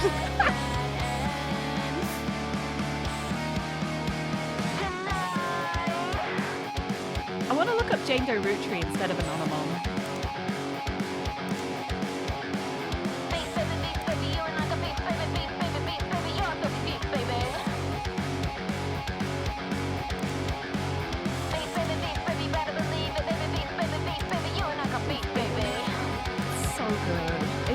Good. This game is phenomenal.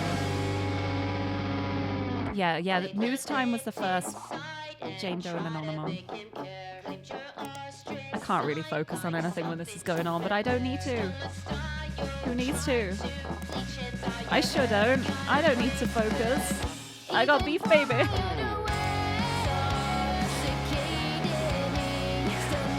What am I even looking for anymore? I don't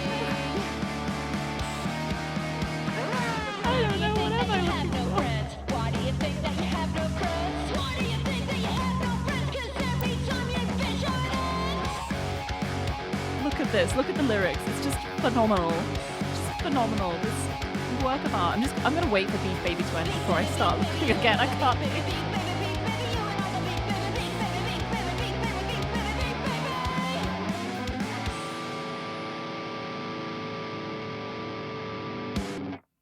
Oh yeah.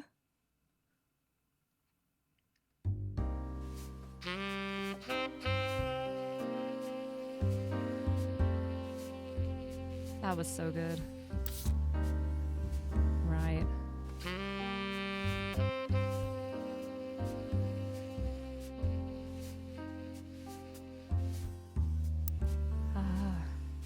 Now I can think again. But aren't you glad we had a little Beef Baby interlude? I am.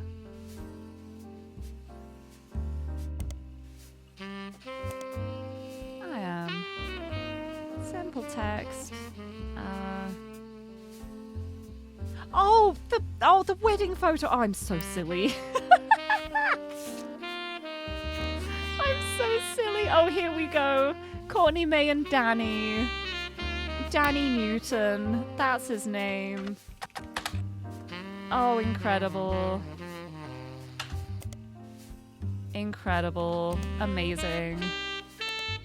Danny Newton. Right, you're going to be a Danny or a Daniel? News time. Let's look up Daniel as well. Daniel Newton.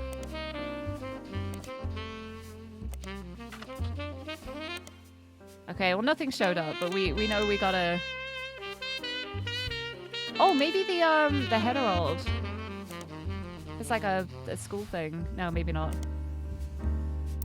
Right, well that's the other photos too. I just didn't put them in. I literally had the photos and didn't add them. Well, we know that your name is... Well, Danny's not in there, so it's gonna be Daniel. Daniel Newton. We've got everything. I think that's everything. Filling in this person is optional. It is not optional. It is an inconsistency that must be followed through, and we need this information to confirm that this is false. Right, did I get all of the smoking guns as well? There's the information about those. Oh, there's something I'm missing about Frank Williams. I didn't get that. I need to find out what that is. Maybe there's something that would be able to confirm.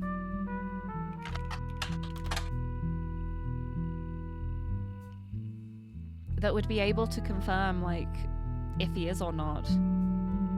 He's survived by Ophelia as well as his daughters.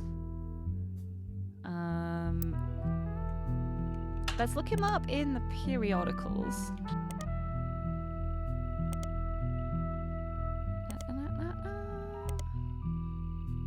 See if there's anything here, like News Time maybe, Picoty. It's not going to be in any of those.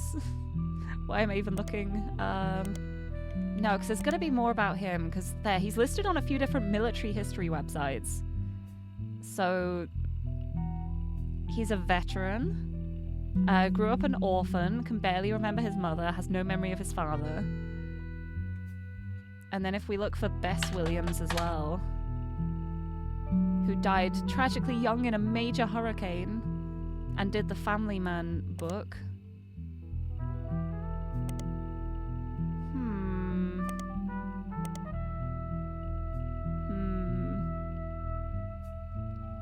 I had to turn on the settings for this one. I might do if I don't get it soon. But I'm still looking. Because 6 pieces. What does this mention? Oh yeah, that's the stuff about who's Beth. I mean, maybe I look up Ernie and see if there's any information about, like, Ernie, what's his name? Ernie Madsen having a lisp. Ernie Madsen Jr.?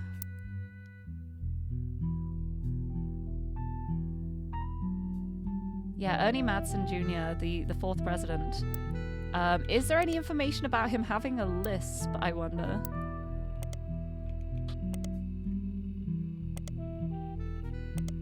Oh, I might need the junior as well. Yeah, there we go.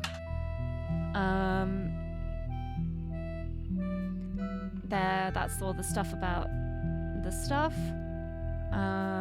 If you'd like to read old articles, including the previous version of this one that mentioned Ernie Jr., feel free to use the time travel interface. Yeah, I'll do that. Then an article that mentions Ernie Jr.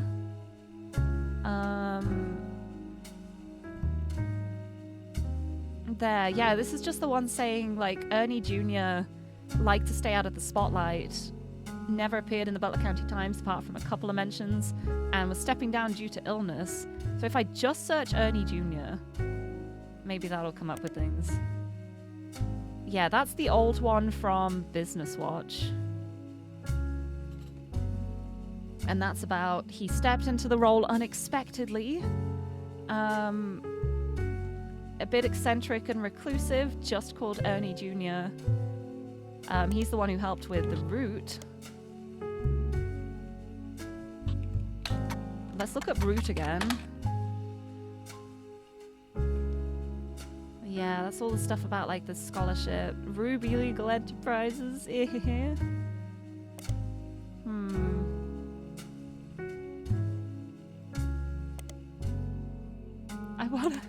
I wanna know if he had a lisp, but how do you look that up? Just be like, hey, did Ernie Jr. have a lisp, do you know? News time, nothing there. No telephotos, no Portland Telegraph. I just spider search. Yeah, it's just the old page here. I'm trying to think what else it could be. Yeah, because it's here. Her son, Ernie, once asked her, who's Beth? Because he heard them yelling about someone with that name. Beth. Beth. That would be like Bess with a lisp. So it would make sense. This is... I don't even know, like...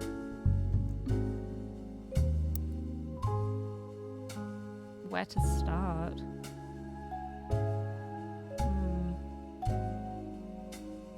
Yeah, we know it was a lot of stuff around the greater Miami area.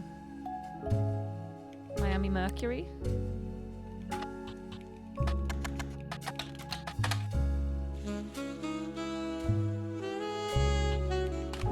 Bess Williams in the Miami Mercury. Yeah, that's the stuff about the Bocador Library. Bess's young son, now an orphan, was in attendance during the dedication. And then Wildcat Construction won the bidding war.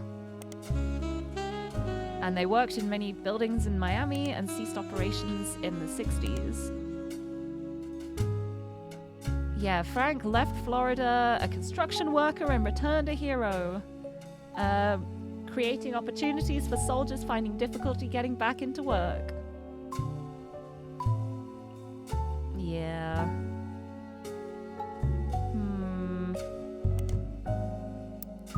Yeah, no, that hasn't filled it in.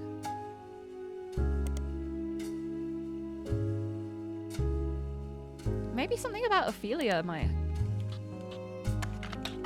give me something.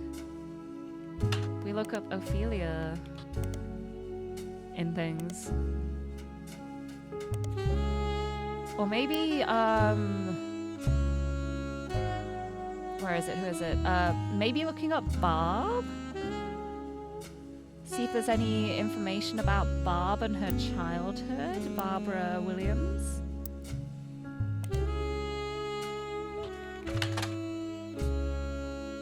Yeah, she's a motivational speaker. And she might mention her father in something.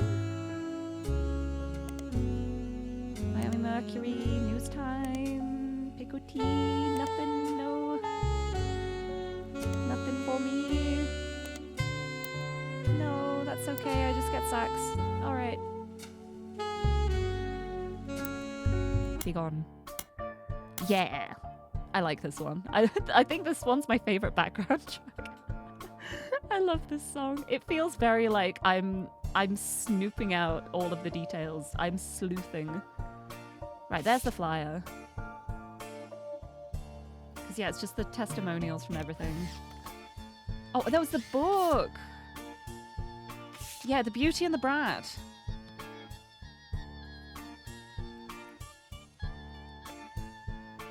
There, my parents took charge.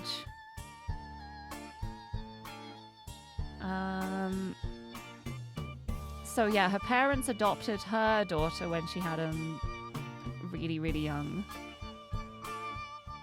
Maybe back to Sherry's hair again. Maybe Sherry mentions her father. Do you mention your father here at all? No, you're talking about your kids and your husband. But not your father. Okay.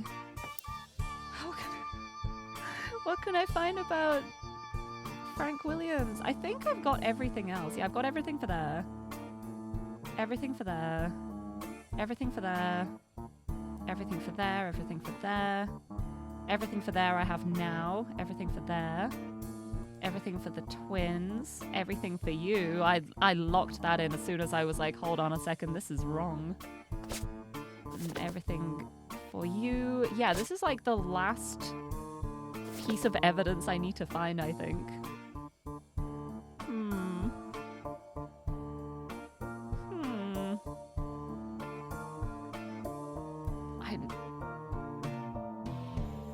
So we know he's a veteran. We know he's a construction worker. Maybe I look up Wildcat Construction and other things. Because they worked on many buildings in the Miami area. He won the Navy Cross for his bravery. So he was in the Navy.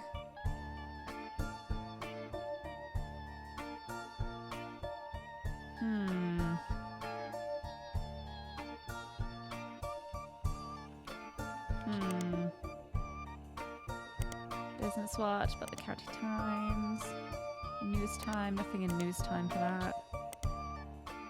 Yeah, he was awarded a Navy Cross medal in World War II after carrying a fellow soldier through enemy territory on his shoulders for over 2 miles. Died in Florida. Grew up as an orphan because his family died in a hurricane. Has no memories of his father. Ran a construction company.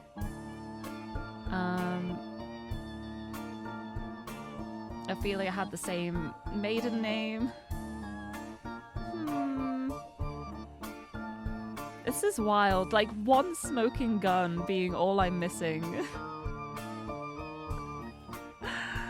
I don't even know what else I could look up. I think I need more monster. I'm gonna...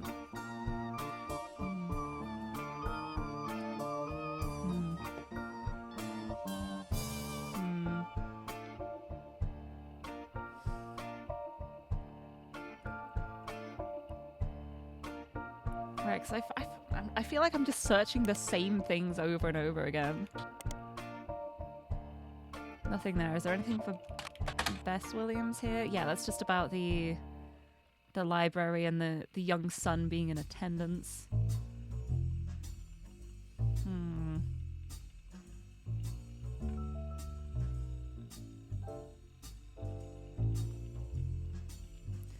What am I missing?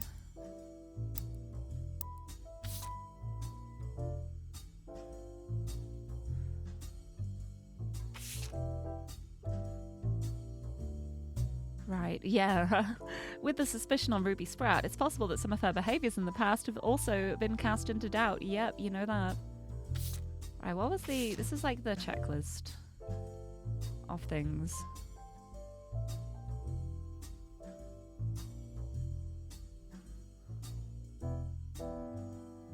I'm just gonna look up everything again.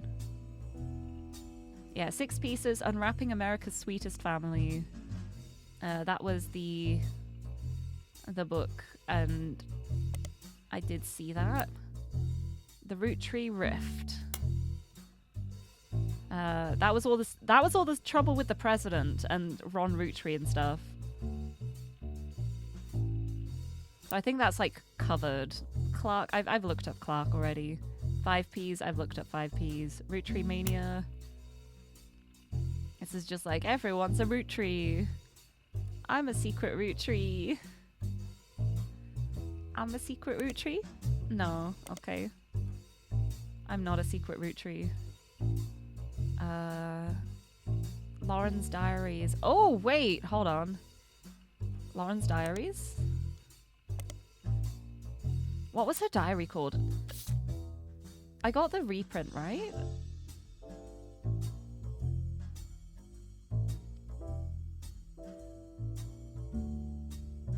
I don't even remember what the diary was called. Hold on. Old evidence? Yeah, a life between wars. Yeah, because this was Oh!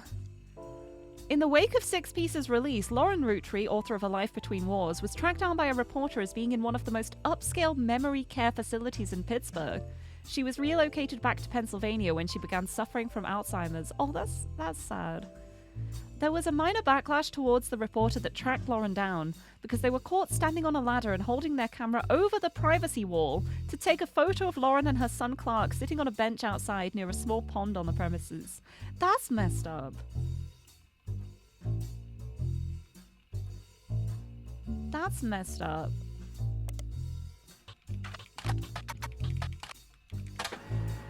Was this? Oh, whoa, whoa, whoa, whoa, whoa.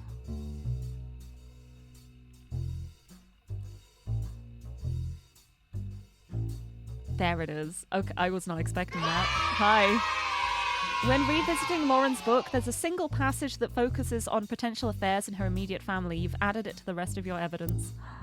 I'm re-looking at the diary. There it is. This is my last missing piece of evidence, I think. Oh, my last smoking gun. An entry entitled Cruelty from Lauren Roottree's diary, written in 1963. It focuses on the relationship between her mother and father. While it offered only redundant information during your previous investigation, it mentions the subject of affairs and may be more useful this time around. I am no stranger to true love. Jacob and I married at an age that most deem unfit for marriage, but he was also enlisting at an age that most deem unfit for war. We had no choice. I knew in my heart that our marriage was one for the ages. He and I would still be together today if not for Okinawa. That was nearly 20 years ago, but there is an emptiness in my soul. I do not understand my contemporaries. So many girls I went to school with have taken multiple lovers. So many of my girlfriends' husbands have been unfaithful. If I am to remain true to the ghost of a man with no chance of physical reciprocation, no potential for long conversation, how could it be so hard to love someone you can reach out and trust? Stop that. Someone you can joke with. I have not had to deal with such madness at home. My parents are a perfect match in the worst way. My mother's cruelty is a perfect fit for my father's general spite. In turn, pop status enables her incessant need to gloat and feel superior. I have grown up with their cruelty and disdain for others my entire life. Even my family remains unspared. They make fun of my grandpop and his family, saying, "Blood is thicker than syrup, but nothing's thicker than Elias." They mimic Grandma Gwyneth's lisp and see her kindness as a weakness. Elias, please remember Tham. Oh my goodness. It's Gwyneth who had the lisp. So Elias overheard who's Beth, but because she was lisping. There it is. That's the information I needed. Not even our family's maladies and religion go unmocked. Remember, God only put one eye in miracle. I can say without a doubt in my mind that my parents have never had eyes for anyone outside their marriage. They're too self-centered to look astray. Oh my goodness. Okay, that's where the Beth came from. Yeah, I'm gonna put might because I feel like it is impossible to like outright say it's a definite, but it's very, very highly likely. And the others I can lock in quite confidently, I think. I think I'm ready. Wait, no, do I have all the evidence? I don't think I got the achievement for getting all of the evidence, so maybe I'm not done yet. I want to find all the evidence. What else could I be missing, though? You know what? This is the time. This is now the time to show the evidence intuition. It's not going to be, like, in the evidence, I think. Yeah,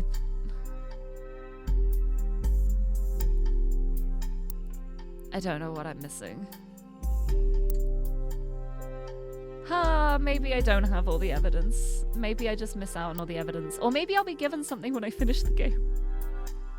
My wishful thinking. I don't know what else I could be looking up. So I think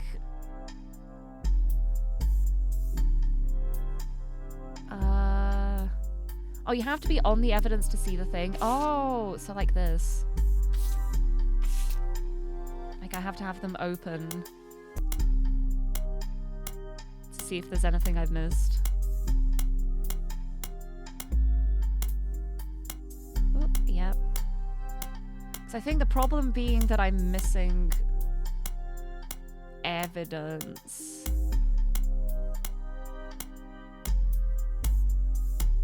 Is that it might not show up like this. Oh, here. One thing.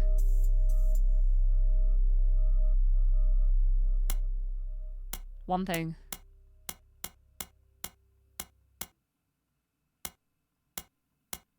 Okay. I'm doing it. Intuition. You've been in this line of work a long time, so long in fact you've developed a sixth sense for how useful your evidence can be. The higher the number, the more there is to find. Yeah, so there's something to lead me here. Blam blam blam. In or around Butler County, Pennsylvania. Elias, Carl, and Rayner were on the cover of magazines. Other notable root trees had physical media. I haven't. Miracle Senior is going on a new tour. Did I see this?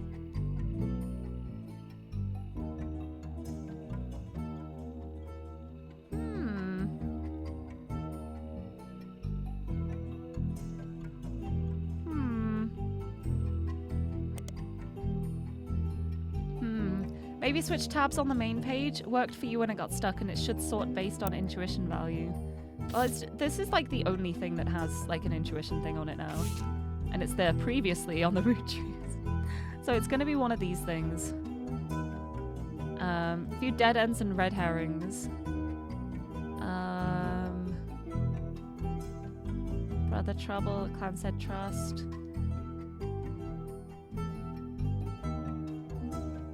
Yeah, November root tree was really difficult to place. Caroline Morden's art book. Oh!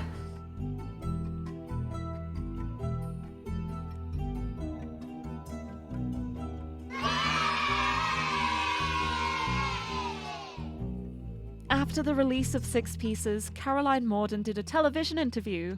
Someone has uploaded a partial transcript of that interview on the television section of a messaging community.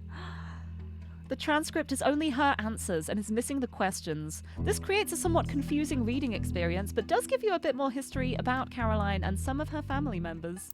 I got it. This was a cable news interview. A transcript of only Caroline's answers has been posted on a site about television. Thanks for having me.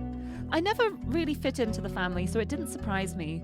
She could have put me in if she wanted to talk about the time during my activism days when I almost got arrested for stealing the spark plugs out of all her tractors, but I don't really think it fits her narrative. Yeah, this is going to be about Sam then. Yes and no. They never tried to kick me out or send me to live on a farm, if that's what you mean. But I was already pretty unpopular, and once everyone learned why I divorced my husband, few people paid me any attention. So this is about homophobia. She's my wife. Not legally, but we've been together for half our lives. Call it what it is. I was 20 and had just had my daughter. I hate to look back on that time because I was a terrible mother the first few years. I left my daughter with my ex-husband and followed Guy on a private jet to Europe. He lost a tooth and a client. I found love and a better understanding of who I was. Still, in our family's eyes, his trip was somehow more acceptable. Explain that. No, I couldn't stand him. Yeah, this is about Guy. Our family wrote off his behavior like he was some huge fan of romance or women, but he didn't like the entire woman. It was doubly awkward for me because he was more supportive than most. I slowly figured out it was because he assumed I would be as shallow as he was. Oh my god. Also, Weather Friend, thank you for the follow. Welcome in. He was a workaholic. He seemed nice enough and did a good job. I didn't know him well. That was one of Sam's problems with our family. None of us did except Carl. Honestly, I get why she's pissed. I'd rather not speak ill of the dead. Not unless you want more stories about Guy. With Carl, though, all I can say is we used to be friends before they sent him to private school. He came back a lot judgier. It makes sense. It made sense when they made him president. He was a lot like my father after they disciplined the fun out of him. After I started protesting the farms, he stopped returning my calls. So I'm gonna guess this is more now about Clark? Oh, well, he's harder to label. When I was a teenager, he was basically drunk or high or both all the time. He actually used to sell me pot. His problems with women were different than guys, but he never really judged me. I guess he knew it would be pretty hypocritical to judge anyone for anything. Back then, he was destructively unreliable in every way, but nowadays he's just kind of boring and old. I prefer that to how he used to be, and to Guy and Carl, but it's still a cautionary tale. I hope I'm never that boring and old. Nice. Nice. I got it all.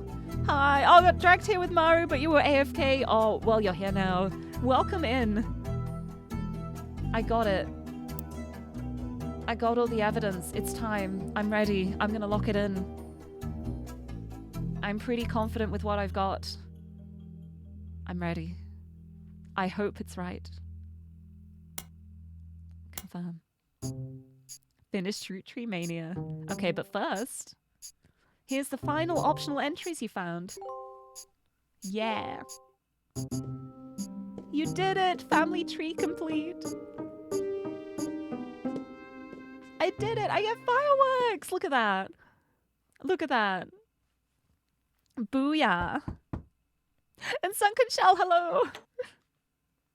Beatrice and Courtney May. Clark, can you swing another test against Bonnie's DNA? Yes, we're getting to the bottom of this. This time I'll be sure to have them verify both samples in person. Yes. 1 week later. Hi. Using the family tree you filled out, as well as DNA tests, we were able to uncover the truth behind all the inconsistencies. Was it Ruby Sprat by any chance? Clark's handling the business, but I've come to thank you and fill you in on everything we've learned. Buckle up, because it's been one heck of a week. Oh yes, I'm ready. Actually, that's an understatement. It's not every week you discover your family company is being sabotaged by someone they trusted. Yeah. But that's the kind of time we've been having. Like I said, buckle up. Maybe grab some popcorn. We'll start with Guy Hudson. Of course we will. That's the easiest one to start with because he did so much. Guy had a frankly ridiculous number of potential children. What shocked me is how many graduated from potential to confirmed. We can even prove he was aware of them. The smoking gun was how he used company money to pay off a lot of women. Yep, those extra flavors, eh? He hid it with a method inspired by his idol, Elias. 5-piece flavors. The flavors he was paying to research were a ruse. He developed flavors based on the initials of the women he was paying. Which was really stupid, considering one of their names started with X. Yeah, that was like the most suspicious one. It's like, why are you using like the Chinese name for watermelon? Let's start with Christine. Guy was paying her under the name Caviar, but there were some other clues. James was born 9 months after Zach's party. Yeah. Christine was there with Guy, and when she got pregnant, she panicked. Steve stepped up. He even turned it into one of his recipe stories. Yeah, that was the plaited loaf one. That was how I figured out that she was already pregnant when they got together, so it wasn't Not his all child. of Guy's affairs led to offspring. He may have slept with Robin Martin, but she didn't have children, so we'll never know. The Robin from Australia. Also, not every child of Guy's affair partners were his. Robert Garland was born after his parents had already moved to Boston. Yeah, only the first one was the Guy Hudson child. Excellent. Hee. Skipping Beatrice for now. Up next is Lang Xin Yu. When Guy showed up in China, she was into America. And Americans. Dare I say redheads, even? When she got pregnant, her father paid key genes to fake IVF. They claimed her sister was unable to conceive, but her sister and Jerry had their own son, Mark. 'Twas a lie. 'Twas a ruse. Sonia Alves was soon after. Nia was married at a very young age to a much older husband. She resented him. I don't blame her. They allegedly spent no time together in private. Yeah, they didn't even live together. Guy was in Brazil during Christmas 1979. Yeah. It's the only Christmas not in the records. And I spotted that too. Flavio was born 9 months later.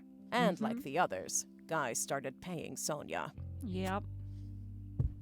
How convenient. Last was Susan Ford, hired to translate for Guy's overseas trips. It's easy to read into Guy's donation to her school, but there's no definitive proof there. She and Guy were witnessed together near the end of his life. Susan's husband was convinced he couldn't be the father of her daughters. Guy, though, paid double. The price of twins. Yeah. That's what I picked up on too. So many extra root what trees about found. 5 Ps? Felix Fellow's mother, Joanna, doesn't have a 5 pieces flavor. On top of that, his story doesn't really add up. Yep. It's pretty scammy, huh? His mother already left the company by the time Guy became president, and his lyrics indicate he was born sometime around 1975. Yep. And not 77. Alone, that wouldn't necessarily prove it. But there are some suspicious connections between Felix and the company's current lawyer, Ruby Spratt. The fountain. The foster care. They both grew up in Portland, in foster care, and according to the local paper, they definitely knew one another. Yep. Ruby was the one who approached the Root Trees to begin with. It was all a setup. Yep. Ruby and Felix saw my book's challenge to the Clancet Trust as an opportunity. Yeah, it's honestly an incredibly sophisticated scam.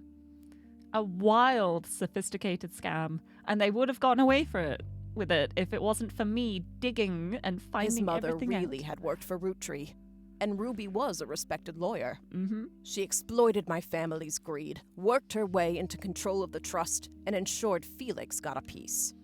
But they made some mistakes along the way. They sure did. They messed up those DNA tests, huh? If you look at the 2 DNA tests that Ruby handled, they were both supposedly tested against Bonnie Hudson. But they weren't.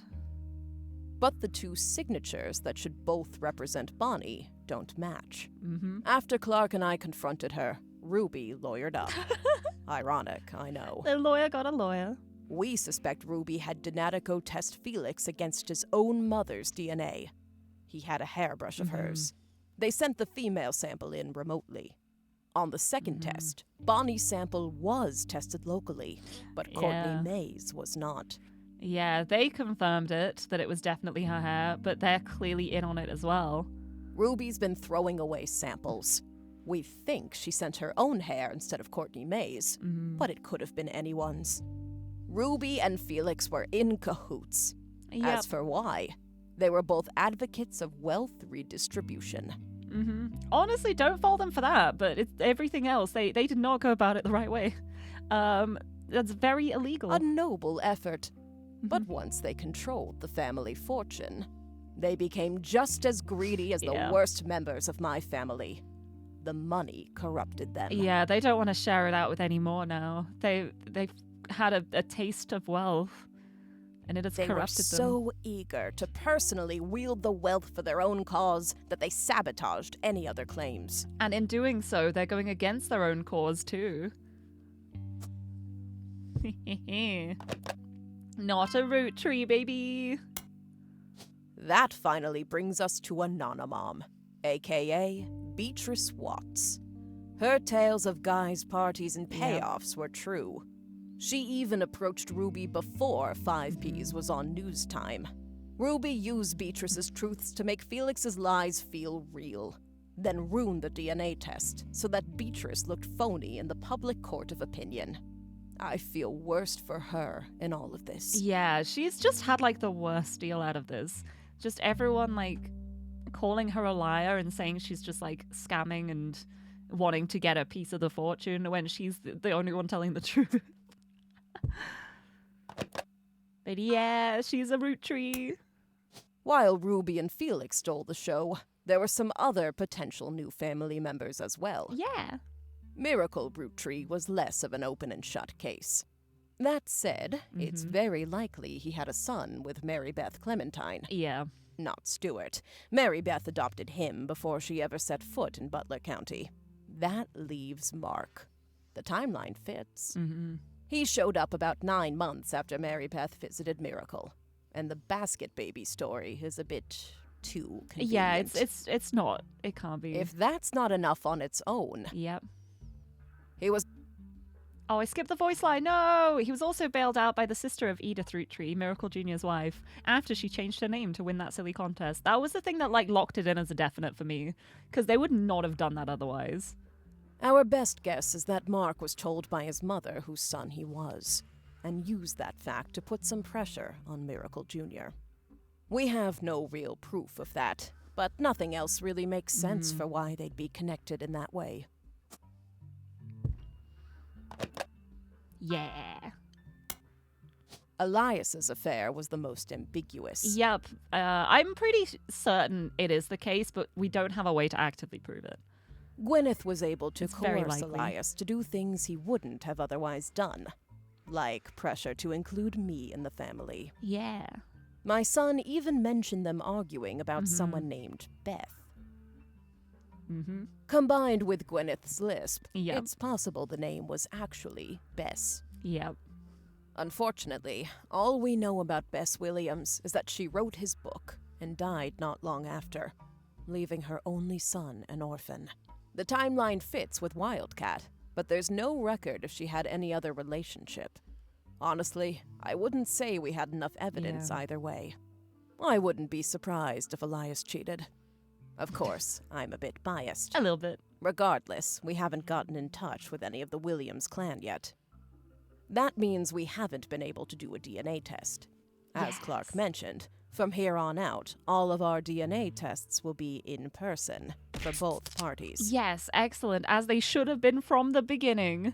Also, thank you for the posture check and hydrate. Big stretch. Sippy. Yep. Lastly, we have a bit of a curveball. Yeah. Ron Roottree isn't related to us by blood. Gwyn was definitely pregnant, so it's Yeah. likely Robbie is. Yep. When Ron and Robbie went to visit their mother at the end of her life, something changed. Highly transformative. I'm guessing she confessed, like, the truth on her deathbed, maybe. Additionally, there have been a few rumors circling around Ron. RR Productions canceled the Guys Like Us remake due to the director's illness. Yep. At the same time, Ron's wife Penelope began doing benefits for Huntington's disease, stating that Yep. she had become familiar with it. Huntington's is the same disease that Gwyn's former co-star Leslie Florence had. It's passed from parent to child. It can't skip a generation. Because Gwyn and Wild Bill didn't have Huntington's, Yep. and Ron seems to, it's impossible Gwyn was his mother. I recently confirmed all this with Ron. At the end of her life, Gwyn told Ron the story. Leslie and Bill had an affair the same year Leslie learned she had Wow. Huntington's.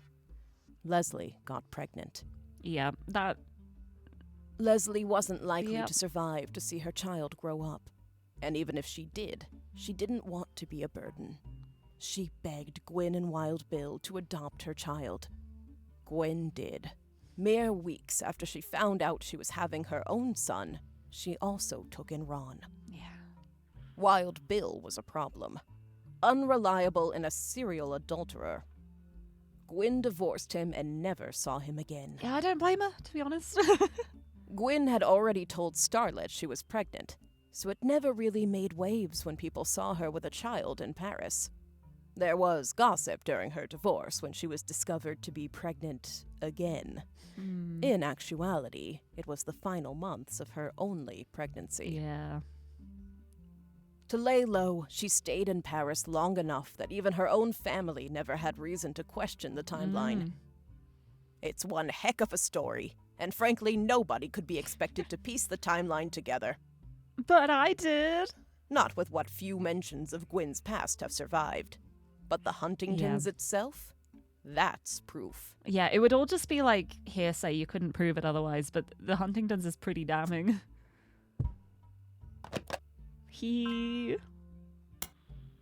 Ron suing Robbie to remove him from the Clancet Trust was a huge moment in my story, and a major catalyst for this entire investigation.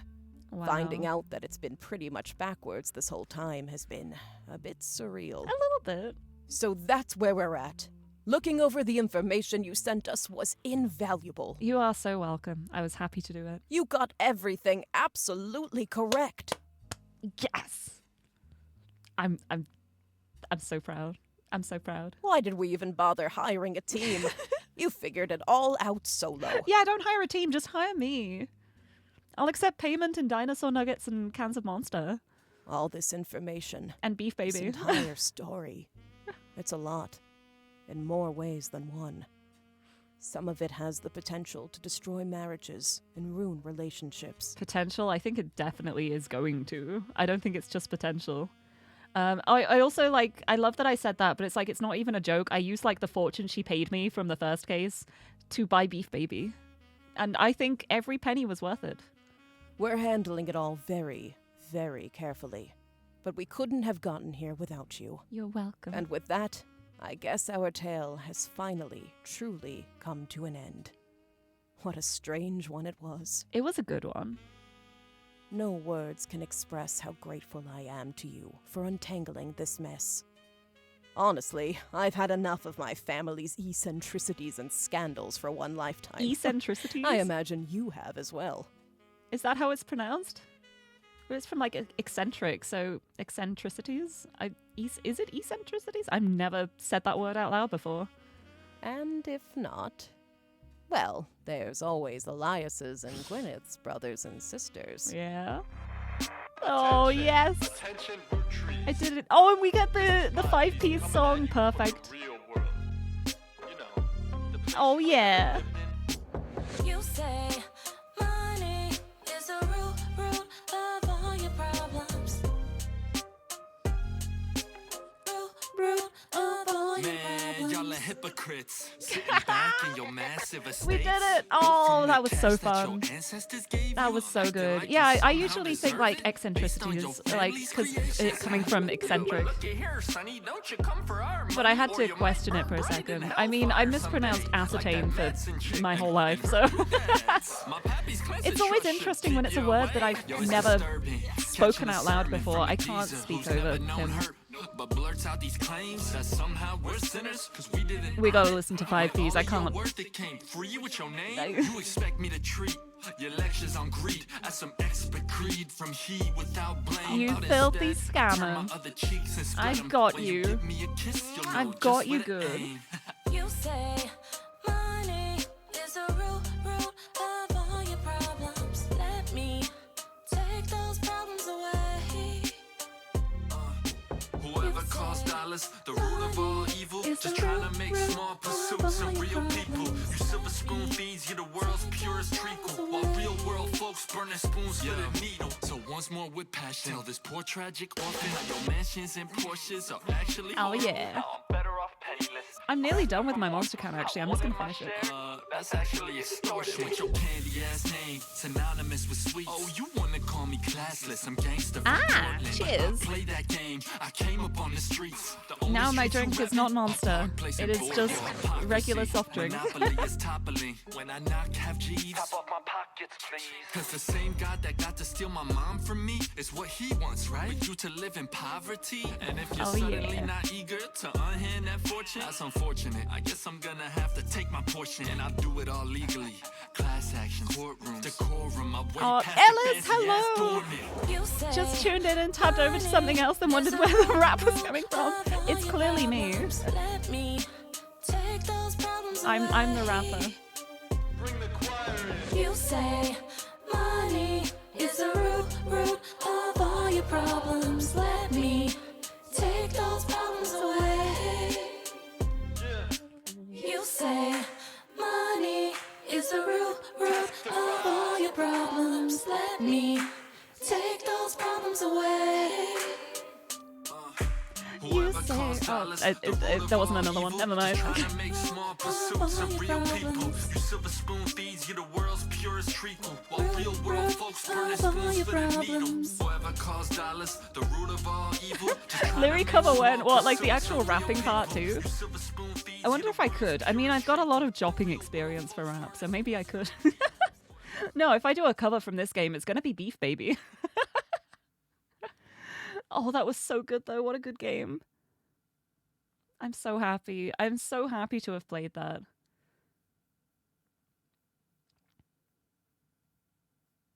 Okay. It is a black screen. There we go. Okay. I did it. Yippee! That was a good time. That was a good game. Right, what time is it? It's only like 5:20. I want to keep streaming. There's still achievements, but they're all like hidden achievements, so I don't know whether to get them or not. I might like go back another time for that. I'm not that fussed about maxing out the achievements. I might do. I've been like toying with the idea recently of doing some like co-working streams, just like comfy typing times while stuff's going on. Maybe I could do that. I've already like got stuff set up for it if I wanted to. Like I could just load things up. Who fancies some comfy co-working for like 40 minutes? Let's see if I can get some writing done. I would very much like to get some writing done because I feel like I've been slacking recently. I got a lot of writing done in September and start of October and not much since then. So maybe I will do that. Let's exit the Root Trees game chat. And let me hopefully this will work. Hold on, let me make sure my desk is clear. Hold on. I've set all this stuff up like a couple weeks ago. I've never like tested it in action. Let's see if this will work. Hold on, let me open up Twine first as well.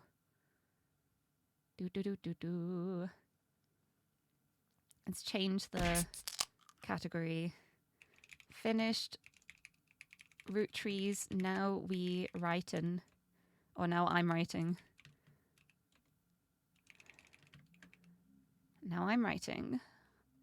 Co-working. Co-working and studying category. Let's change that. Right, now, are we ready? Are we ready for the moment of truth? Moment of truth. Let's see if this works. It's working. The screen works. I mean, I'll just stick myself like up here, I guess. Hi. It's my hands. Hi, I'm here. It works. It works. I've got it censored on the screen. In case you're wondering why everything is pixelated, it's because I pixelated it. Because this way you can see how much I'm writing, but not actually what I'm writing, because I don't want people seeing my writing before I've edited it. That is the whole reason. But welcome. Hold on, let's put some music on. Spotify. Oh, I was I was listening to Fire Emblem Lo-Fi. Actually, I think this is like, this probably won't be like DMCA music. I could just put this on. Let's see. Yeah, this would be really nice, actually. Let's have this. This can be the music for the co-working stream. But hello, it's time for the keyboard ASMR. Hopefully you'll be able to hear it well. I think it's generally pretty audible anyway, but yeah, welcome to my Twine. If you're wondering why there's like 4 projects here, the first 3 are like templates that I downloaded from other people. This is my actual project. And there's not like a huge amount done yet because a lot of it's done like not in Twine, but I'm just gonna do some writing in here for now because it feels like the easiest for me. But yeah, I'm gonna do a little chill co-working stream. I got like a Pomodoro timer as well. I don't know. Be worth trying this out, because I've never done this before. But I probably would need to be reminded to take a break. So maybe I'll do this. Maybe I'll do this and see how this goes. Keyboard looks tasty, actually, thank you. It was made by my lovely friend Daifuku, who they fully like built the whole keyboard for me. And it has, oh, is it KTT strawberry switches, I think it is. Hold on, I've got it saved somewhere because I keep forgetting. Yeah, KTT strawberry switches. And I love this keyboard so much. It's so lovely. It is a dream to type on. But yeah, I think it should be fine. Oh, gotta eat. Oh, already waited past your big day, so enjoy writing. Thank you, I will do. I hope you sleep well as well. Have a reminder to break a take too. Yeah, that's what this is. When I start, I'm gonna click start, and then it's gonna make me take a little break, and then it will be like the end of the stream after I've worked for a bit. So we'll see how it goes. We'll see how things go. I've never used this before, so it's a learning experience. Let's see how it goes. I'm gonna get some writing done, hopefully. Let's click start. Boop. There we go. I got a timer going. I'm gonna do some writing. Come and write with me. Move my mic down so it's closer to the keyboard too. There we are. Hi. Right. Let's start. Let's do it.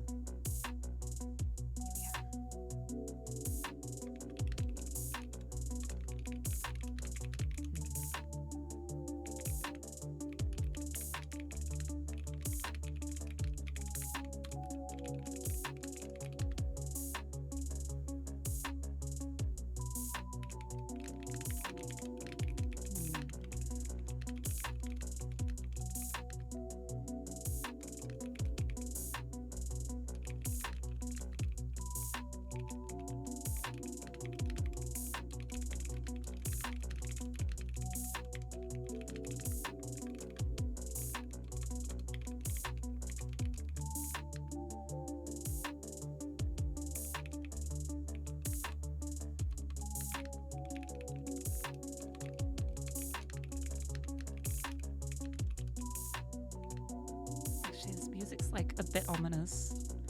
I want something happier.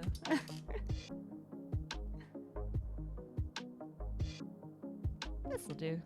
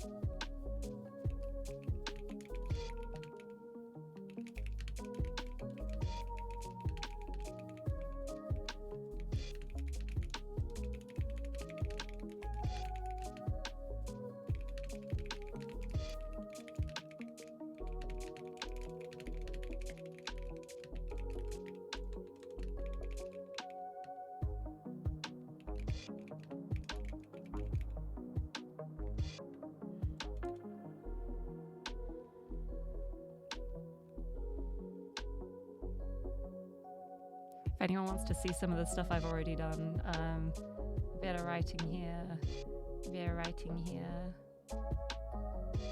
writing here, writing here. A lot of them are like placeholder pages until I've got more stuff in place, but a lot of it is already done. Oh, that one's not. But with it being interactive fiction, there's going to be like a lot of different branches, so it's mostly just like a few paragraphs for each part. that will then link onto the next section. And then the stuff over here is like character profile pages and stuff. Personal stat page. I've got a lot of like variables in place to carry stats over depending on the choices you make. I'm excited to make it. It's fun making a game. Yes. Oh, I think these can like link.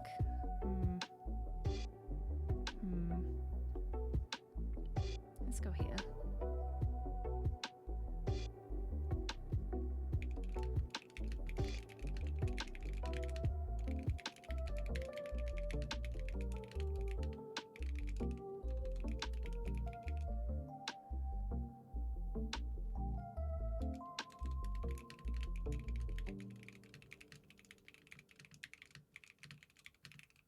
Hold on.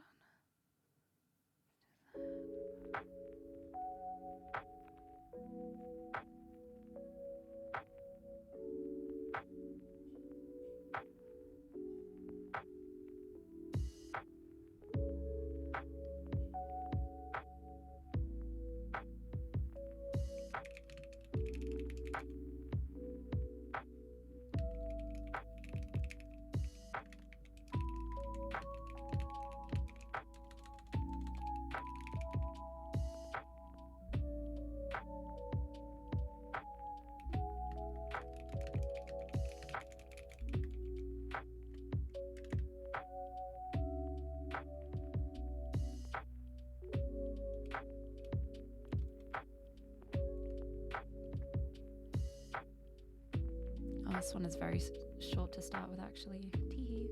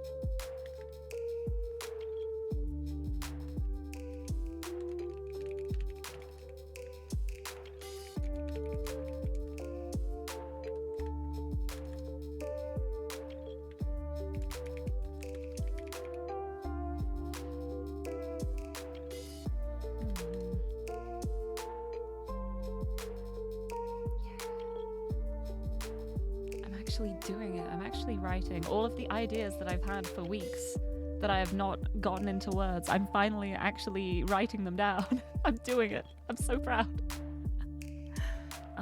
Since you've started very roughly getting into Renpai, you've been thinking about revisiting one of the stories and turning it into a VN. Oh, some of the old RPG Maker stories. Just have to brave through reading your bad teenage writing and also fix things in it along with getting art and stuff. Oh, that's the fun part though. And the thing is, like, if you've got a great base, it is so easy to rewrite or like to edit.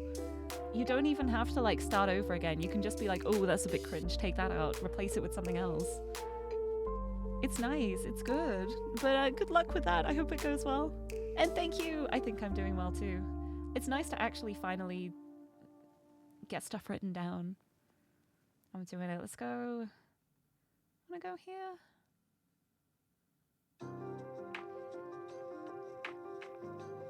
Yeah, I wanna go here.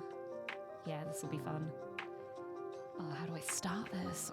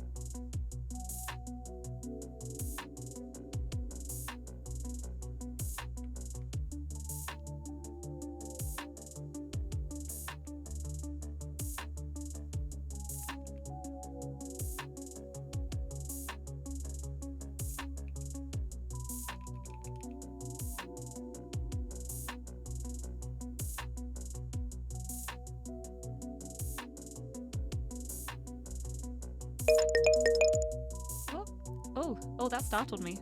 Oh, break time. What if I don't take a break because it's only 7 minutes until the end of the stream? And I take a break then. What if I do that? What if I do that instead? I just copied some code over, and if I take a break now, I'm going to forget what I was doing with it. I will have a hydrate, though. I will hydrate. I'm just going to, like, hide the timer. I will take a break once the stream is done. Haha! But thank you for the hydrate! I got my Sprite now because I finished my monster. Right. I'm gonna finish this off because if I don't, I will forget what I was doing. I've already forgotten what I was doing. This is so bad. No, I was one of.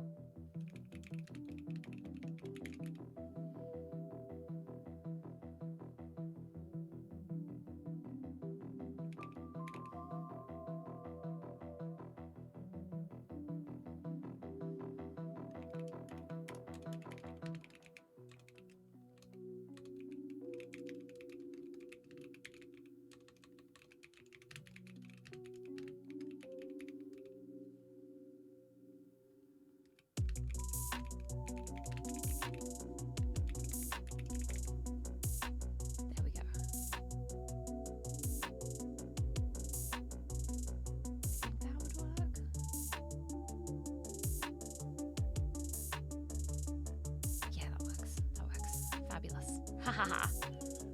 I did it. Could just talk and rest for the rest of the stream. Yeah, I think I might do that. I'll do a little bit of like, I'll just chat about my project for a little bit. I think I got some really good stuff done. I didn't expect to do much, but I think it helps that I already have like the ideas in my head of where I want to go with these topics, but yeah, things went pretty well. Hold on, why this? Yeah, I got this done. Pretty good. I got this done. I got this done. I got this done. I got this done. I got this done. I got this done. This is more than I expected. This is more than I expected to get done in, what, half an hour? Nice. I need to do more streams like this. I feel... I don't know what it is. I feel more productive when I have an audience. I feel like I have to prove myself. Like, I can't just sit and do nothing. I have to be actually working. And I think I need that. I need to, like, bully myself a little bit, because if I leave things to my own devices, I'm so bad at getting things done. I struggle so much. It's the ADHD, baby. I love it. But yeah, this has been really nice. Maybe I can, like, make a nice little soundtrack of good music to put on while I do it. Do some more co-writing streams. I think it would be good. But yeah, basically the way this is set up at the moment, I know you can't like read it, but this here is like the first choice point in the game. Like, these are the 3 options of where you can choose to go. And then this is the first place you can go. This is the second, this is the third. And depending on where you go, like if you go here, you can interact with these characters. If you go here, you can interact with these characters. And also a mirror that just tells you what your appearance is, because I coded in like a whole appearance system that I'm very proud of. And if you go here, you can interact with these ones. And it's basically like the way you meet the characters for the first time. So depending on where you go first, like once you're there, you can then jump back to here and check the other areas too, so you're not like locked out. But that's how you first see anyone. So these are like the first meetings, so I want them to be good. But I'm also realizing these 2 characters are probably going to have the first meeting point because they're sat at the same table with each other. And it would be weird to do it a different way, especially because this character will ignore you. She will full on blank you if you approach her, and then her brother will start talking instead. So they're going to have the same meet. So I need to just change this to be both of them. And I've just realized that now. So that helps me. That's a little less writing for me to do. Perfect. Perfect. So I can change this.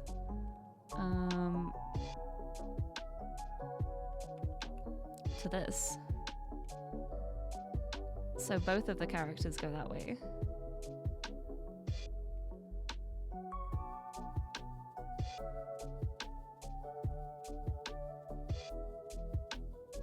No, I have to change a couple things here. I'm gonna do this. I need to copy this as well.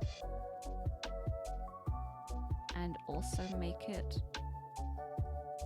for him too.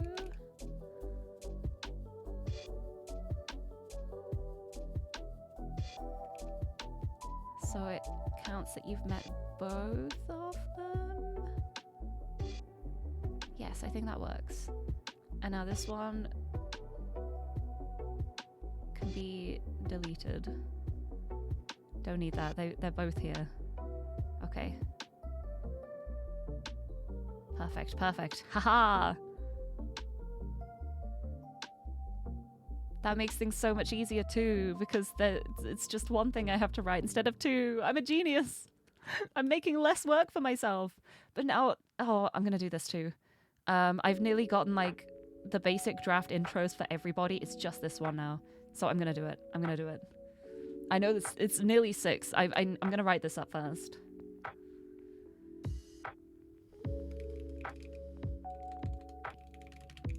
Because I know what I want to put here as well.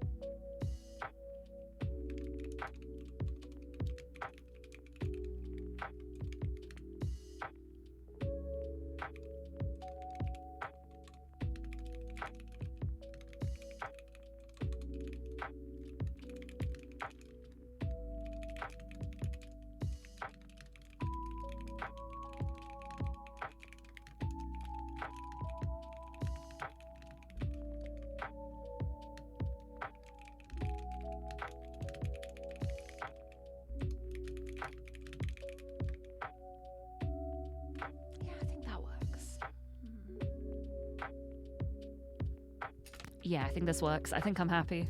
I think I'm happy. This was a fruitful co-working stream, and it was only for like half an hour, 3/4 of an hour. I will take it. I'm happy with that. Good progress made. I'll like count up the words afterwards and see how many words I got done. But this was nice. I want to do more co-working streams, so hopefully this kind of setup works okay. I don't want people seeing my writing before it's edited, which is why it's like pixelated, but it's nice to still be able to show how much I've done. And hopefully the keyboard click-clacks were nice. I do love this keyboard so much. It is such a lovely keyboard, and I love it. And it's such a dream to type on too. It's so responsive. It's so lovely. But yeah, this was really nice. But it is 6 o'clock. Oh, let me actually like exit Spotify entirely. There we go. And with that, I shall... Bloop. I'll head on over to here and we can find someone to send a raid on to. I'm so glad. I'm so glad I managed to get some work done. I didn't know whether I would just like get stuck and not write anything.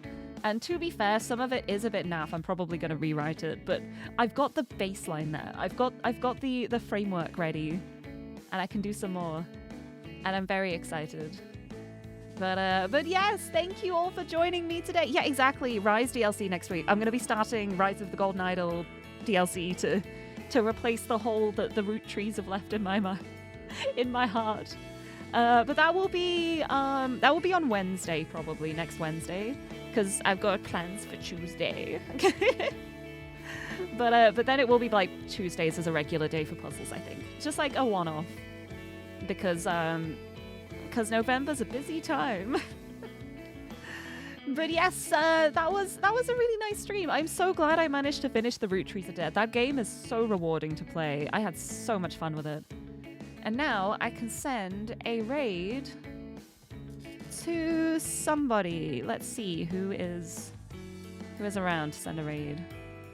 There's a couple people I know. Where shall we go?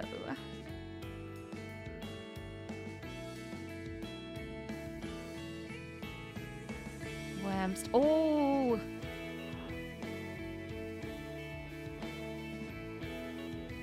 Ooh, is it fish time? I think it might be fish time. I think it's fish time. I think it's fish time! Yeah, we're going for a Fishcapades raid. Playing the Lord of the Rings Online. Wait. Lord of the Rings Online. Yeah, we've definitely got to go here. We're going here. Definitely. 100%. Raid target is set. I'm sending you over to a lovely fish. And I'm gonna go and have some dinner. But yeah, this has been a really lovely stream. I'm glad I managed to test out the co-working thing and it seemed to work pretty well. I think it worked pretty well. I think I can get a lot of work done. Maybe. We will see. I feel like the time went so quickly though. It didn't feel like half an hour or like 25 minutes. I was just going. It felt like I'd only been doing it for like 10 minutes, if that. I'm powerful. I'm unstoppable. Anyway, here is the raid message. We're gonna stick with the genealogy raid because I did finish Root Trees. But I'm gonna send you over to Gil, the lovely Fishcapades, my favorite fish. And I am going to, I think I've already said, I'm going to go have some food. And then I'm going to probably, then in theory, what I should do is get some more work done. What I'm probably going to do is play more Pokemon. We will see. We will see how productive I am. But yes, my stream tomorrow will not be one of my regular streams. It's going to be in my later time slot. So like the time I usually start the Blueprint streams. That's when I'm going to be streaming tomorrow, because I'm going to be playing a co-op game with the lovely Izzy, Sylphie, an amazing artist, and also an avid puzzle gamer. We're going to be playing a co-op puzzle game together. It's like another like asymmetric style one, so you'll get both perspectives. But yes, oh Nero, I'm glad you could say hello at least. Hello. It went well, thank you. But yes, I will head off for some dinner now because I'm feeling hungry. I didn't really have much of a lunch, so I'm ready to consume. But yes, this was a lovely time though. I'm definitely going to do some co-working streams in the future because I was so productive then. I surprised myself with that. But yes, thank you so much everyone for joining me today. And until next time, bye bye!